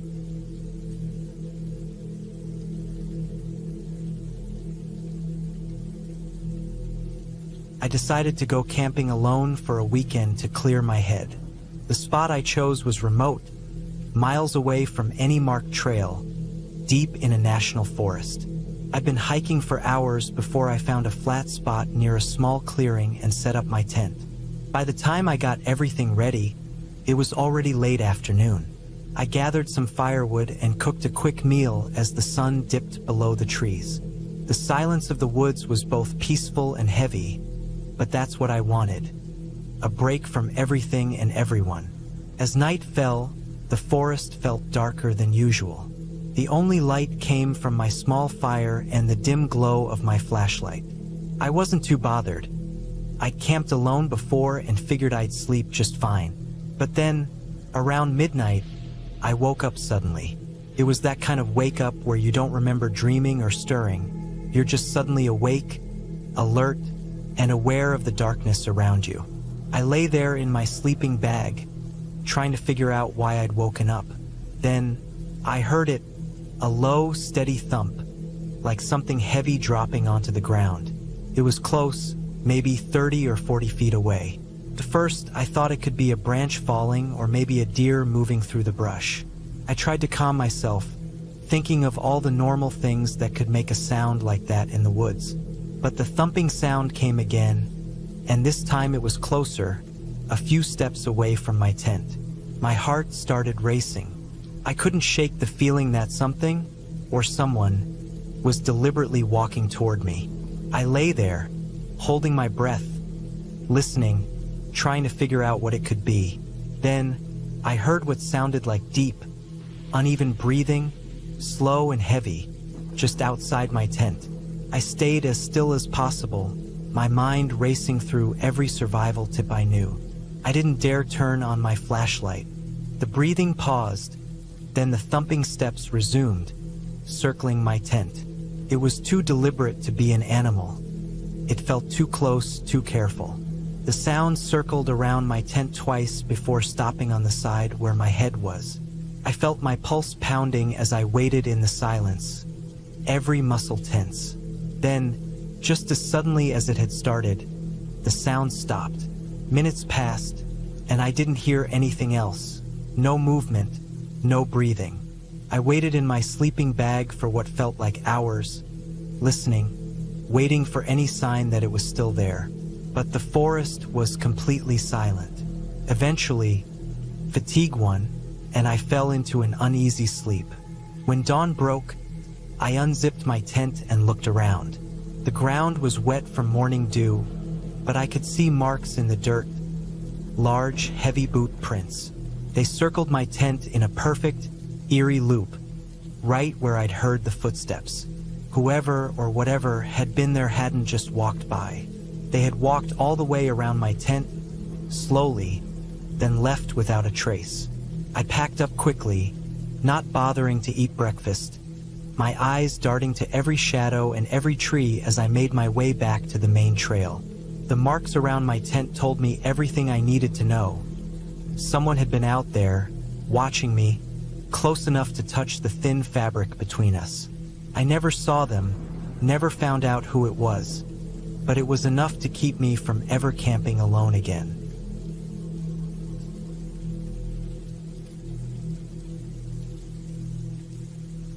The trip started out peaceful enough. I'd been needing a break from the everyday routine, and camping seemed like the perfect way to clear my head. I chose a spot in a remote forest, a few miles off the main trail, where I'd camped once before. I felt comfortable there, familiar with the trails, the sounds of the woods, even the isolation. It was exactly what I needed. I hiked in with everything I needed, set up my tent near a small clearing, and spent the day wandering the trails. As evening approached, the woods grew quieter, and the temperature began to drop. I sat by my fire, warmed up some food, and watched the stars gradually brighten overhead. The silence felt heavy, but it was a good kind of silence, like the forest was settling in for the night. I decided to turn in early, knowing that the night would be long and cold. Sometime in the night, I woke up to the sound of crunching leaves. It wasn't loud, but distinct enough to snap me out of my half-sleep. I lay there, listening, telling myself it was probably a deer or a raccoon. The forest was full of sounds, after all, and I'd camped enough times to know not to jump at every little noise. But then the crunching grew louder, heavier, like something or someone was moving slowly around my campsite. My first thought was another camper, maybe lost or just curious. But that didn't sit right. I hadn't seen anyone for miles when I hiked in, and I'd chosen a spot well off any major trail. The footsteps circled my tent once, then again, and I could feel my pulse quicken. Lying there, I didn't want to make a sound, afraid whoever was out there would notice I was awake. I held my breath, trying to listen. Whoever it was, they were moving methodically, not like someone just wandering through.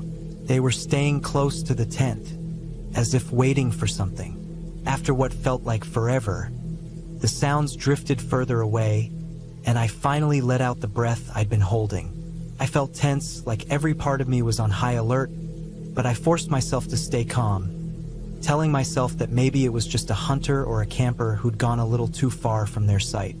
I convinced myself it was just an odd coincidence, and after a while, exhaustion took over, and I fell into an uneasy sleep. When morning came, I stepped out of the tent, half convinced I'd imagined the whole thing. But then I saw it, fresh footprints in the dirt around my tent. They weren't mine. They were large, and they clearly circled my tent, looping back on themselves in several tight circles, like someone had been watching me. The prints led off in the direction of the trail, then disappeared into the underbrush. I packed up quickly, not even stopping to make breakfast. I wanted to get out of there, to put distance between myself and whatever had been out there. As I hiked back, I kept glancing over my shoulder, feeling exposed and vulnerable in a way I hadn't felt before. The woods felt different, no longer a place of peace, but something darker. Something that held secrets I wasn't meant to see. When I finally reached my car, I looked back at the trailhead, half expecting to see someone or something lurking there. But it was empty, just the silent trees standing guard. I climbed in, locked the doors, and drove off without looking back. Since that night, I haven't been able to shake the feeling that someone, somewhere, knows I was there. It wasn't a ghost or some monster, just another person. But sometimes the thought of who they might have been and why they were watching me feels scarier than anything I could have imagined. I haven't been camping alone since, and I don't think I ever will again.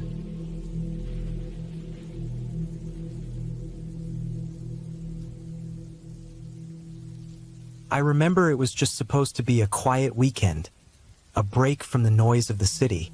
A friend and I had planned a camping trip, but at the last minute he canceled. I decided to go alone, thinking some solitude would be good for me.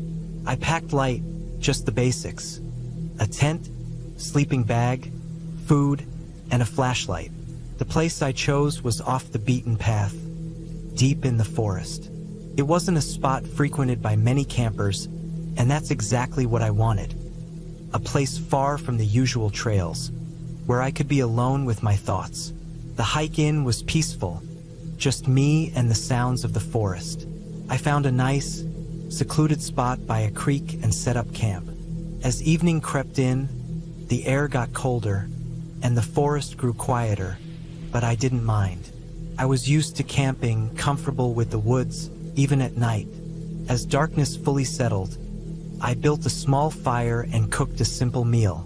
The stars came out, and I sat there for a while, watching the flames dance, feeling the cool night air on my skin. The silence around me was thick, almost heavy, but that's how it is in the deep woods. No distant hum of traffic, no voices, just the quiet rustling of leaves. I turned in early, planning to hike further into the woods the next day. Sometime during the night, I woke up. I wasn't sure why. Maybe it was a sound, maybe just a feeling, but something was off. Lying there, I listened, straining to hear anything beyond the usual noises. After a few moments, I heard it, a faint rustling, something moving around my campsite. My first thought was a raccoon or some other small animal, so I stayed still, hoping it would pass. But the rustling grew closer, heavier, more deliberate. This wasn't the sound of a small animal. I held my breath, barely moving, and then I heard something that made my blood go cold. Soft, steady footsteps. Someone or something was walking around my tent. I felt a surge of panic, but I fought it down, telling myself it was just another camper, maybe lost or curious. But deep down, I knew that didn't make sense. I was miles off the main trails, and no one knew I was here. I waited, lying still, heart pounding so loud I thought whoever was outside could hear it. The footsteps stopped just outside my tent, and I could see a faint shadow moving. They stood there, barely moving, for what felt like an eternity. Then, as silently as they had come, the footsteps moved away, fading into the distance until everything was quiet again. I lay there, wide awake, every sound in the forest amplified in my mind. I didn't dare move, didn't even reach for my flashlight. I just lay there, listening, waiting, until eventually exhaustion took over, and I fell into a light, uneasy sleep. When the first light of dawn crept through my tent, I sat up, my body tense and sore from the night's events. I unzipped the tent cautiously, peering outside, half expecting to see someone standing there. But there was no one. The only evidence of the night was a strange set of boot prints circling my tent, deep and deliberate in the dirt. They weren't mine, and they led off into the woods, disappearing into the thick brush. I didn't waste time packing up. I was shaken, more than I wanted to admit, and the quiet solitude of the woods no longer felt peaceful. I headed back to the trail, glancing over my shoulder every few minutes, feeling eyes on me even though I was alone. When I finally reached my car, the relief was overwhelming. As I drove away, I thought about those footprints, the way they circled my tent, stopping just inches from where I lay inside. I couldn't shake the feeling that someone had been watching me, not out of curiosity, but something darker. I never found out who or what it was, but that was the last time I went camping alone.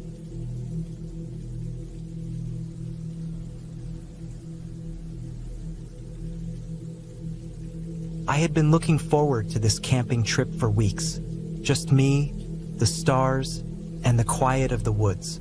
I arrived at the campsite in the early evening, setting up my tent near a small lake surrounded by tall pines. The sun dipped below the horizon, painting the sky orange and pink. I built a fire, roasted some marshmallows, and enjoyed the peaceful sounds of nature.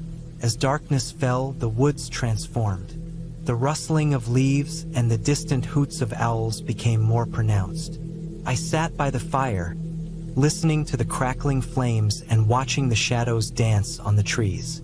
It felt like I was the only person in the world. After a while, I decided to go for a short walk around the lake. The moonlight shimmered on the water, making it look almost magical. I felt calm and relaxed, but soon, a strange feeling crept over me. The woods were eerily quiet, and I couldn't shake the sensation that I was being watched. I brushed it off, thinking it was just my imagination. I returned to my campsite, but the uneasy feeling lingered. I tucked myself into my sleeping bag, trying to focus on the sound of the fire crackling outside. Just as I began to drift off, I heard a noise. It was faint, like a twig snapping. I sat up, heart racing, listening closely. Then silence. I told myself it was probably just a deer or a raccoon, and tried to sleep again. But then the noise came again. This time it was louder, closer. I held my breath, straining to hear. It was followed by a low, muffled sound that sent chills down my spine. I felt a sudden rush of fear. I knew I had to see what it was. I grabbed my flashlight and stepped outside. The air was cold and still. I pointed the beam of light into the darkness, scanning the area around my tent. Nothing, just the trees swaying gently in the wind. But then, I saw something move near the edge of the woods. My heart raced. It was too big to be an animal, but too far away to see clearly. I felt panic rising inside me. I wanted to run, but my legs wouldn't move. I stood there for what felt like an eternity, trying to convince myself it was just my imagination. Then, a loud crash came from the direction of the movement. It sounded like something heavy had fallen. My instincts kicked in, and I bolted back to the tent, zipping it shut tightly behind me. I spent the rest of the night wide awake, listening to the sounds outside. The noises faded, but I could still hear the occasional rustle in the trees. I felt trapped, waiting for dawn. Finally, the first light of morning peeked through the tent. Exhausted but relieved, I unzipped the door and stepped outside. The campsite was untouched. My fire had burned out, and the lake was calm. But as I looked around, I noticed something that made my blood run cold. A large set of footprints led from the edge of the woods right to my tent. They were too big to belong to a bear and looked like a man's. I quickly packed up my gear, my hands shaking. I didn't want to stick around to find out who or what had been watching me. As I drove away, I glanced back at the woods. They looked peaceful again, but I knew the truth. I had escaped, but I would never forget the fear I felt that night. From that day on, I promised myself to never camp alone again.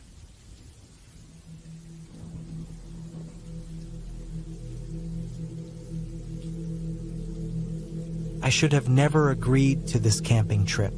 The idea of being out in the middle of nowhere, away from my phone signal, was something I joked about with friends before, but actually being here was different. We were deep in the woods, far from any town, and the only signs of civilization were our tents and a few barely visible paths we'd followed to get here. The night was dark, darker than I'd ever seen. We didn't have the comfort of streetlights, just the weak glow of our campfire and some dim, fading flashlights. Around us, the trees were thick, their twisted branches casting strange shadows that seemed to dance along with the flickering light. Every so often, I'd hear a twig snap in the distance, but I told myself it was just an animal. Still, the hair on the back of my neck prickled with every sound. It was when the fire started to die down that I began to feel really uneasy. I was tired and cold, so I crawled into my tent, zipping it shut and pulling my sleeping bag over me. The air felt damp, and everything outside was silent now, almost too quiet. I couldn't help but feel like something was off. Just as I was finally dozing off, I heard what sounded like footsteps outside. They were slow and deliberate, crunching against the dried leaves on the forest floor. At first, I told myself it was just one of my friends, maybe needing to use the bathroom or stretch their legs. But the footsteps didn't sound like they were moving in any particular direction. Instead, it was as if someone was circling around the tents, moving closer and then farther, pacing in a way that felt wrong. Lying there, holding my breath, I listened intently. The footsteps stopped, and a new sound replaced them. The unmistakable creak of fabric, like someone's hand pressing against the tent wall. My heart was pounding so hard I thought it might give me away. Whoever or whatever was out there, I could feel their presence right by my head, separated only by the thin layer of nylon. My mind raced through every possibility. An animal? Another camper lost and wandering? But neither felt right. The weight of that hand lingered, pressing against the tent, and then slowly, it slid away. After a few minutes of dead silence, I decided I had to know what was going on. I unzipped my sleeping bag as quietly as I could, clutching my flashlight, my hand shaking as I aimed it toward the zipper of the tent. My plan was simple: peek out quickly, confirm that it was nothing, and then go back to pretending I was asleep. But when I looked outside, there was nothing. No animals, no campers, nothing that would explain the sounds. Just the thick, dark forest staring back at me. I closed the tent, trying to convince myself that I'd imagined it. Maybe just the combination of exhaustion and nerves. The next morning, we were all up early, packing our things to head back to the car. I didn't mention what had happened, assuming it was a personal nightmare or some strange hallucination from the night before.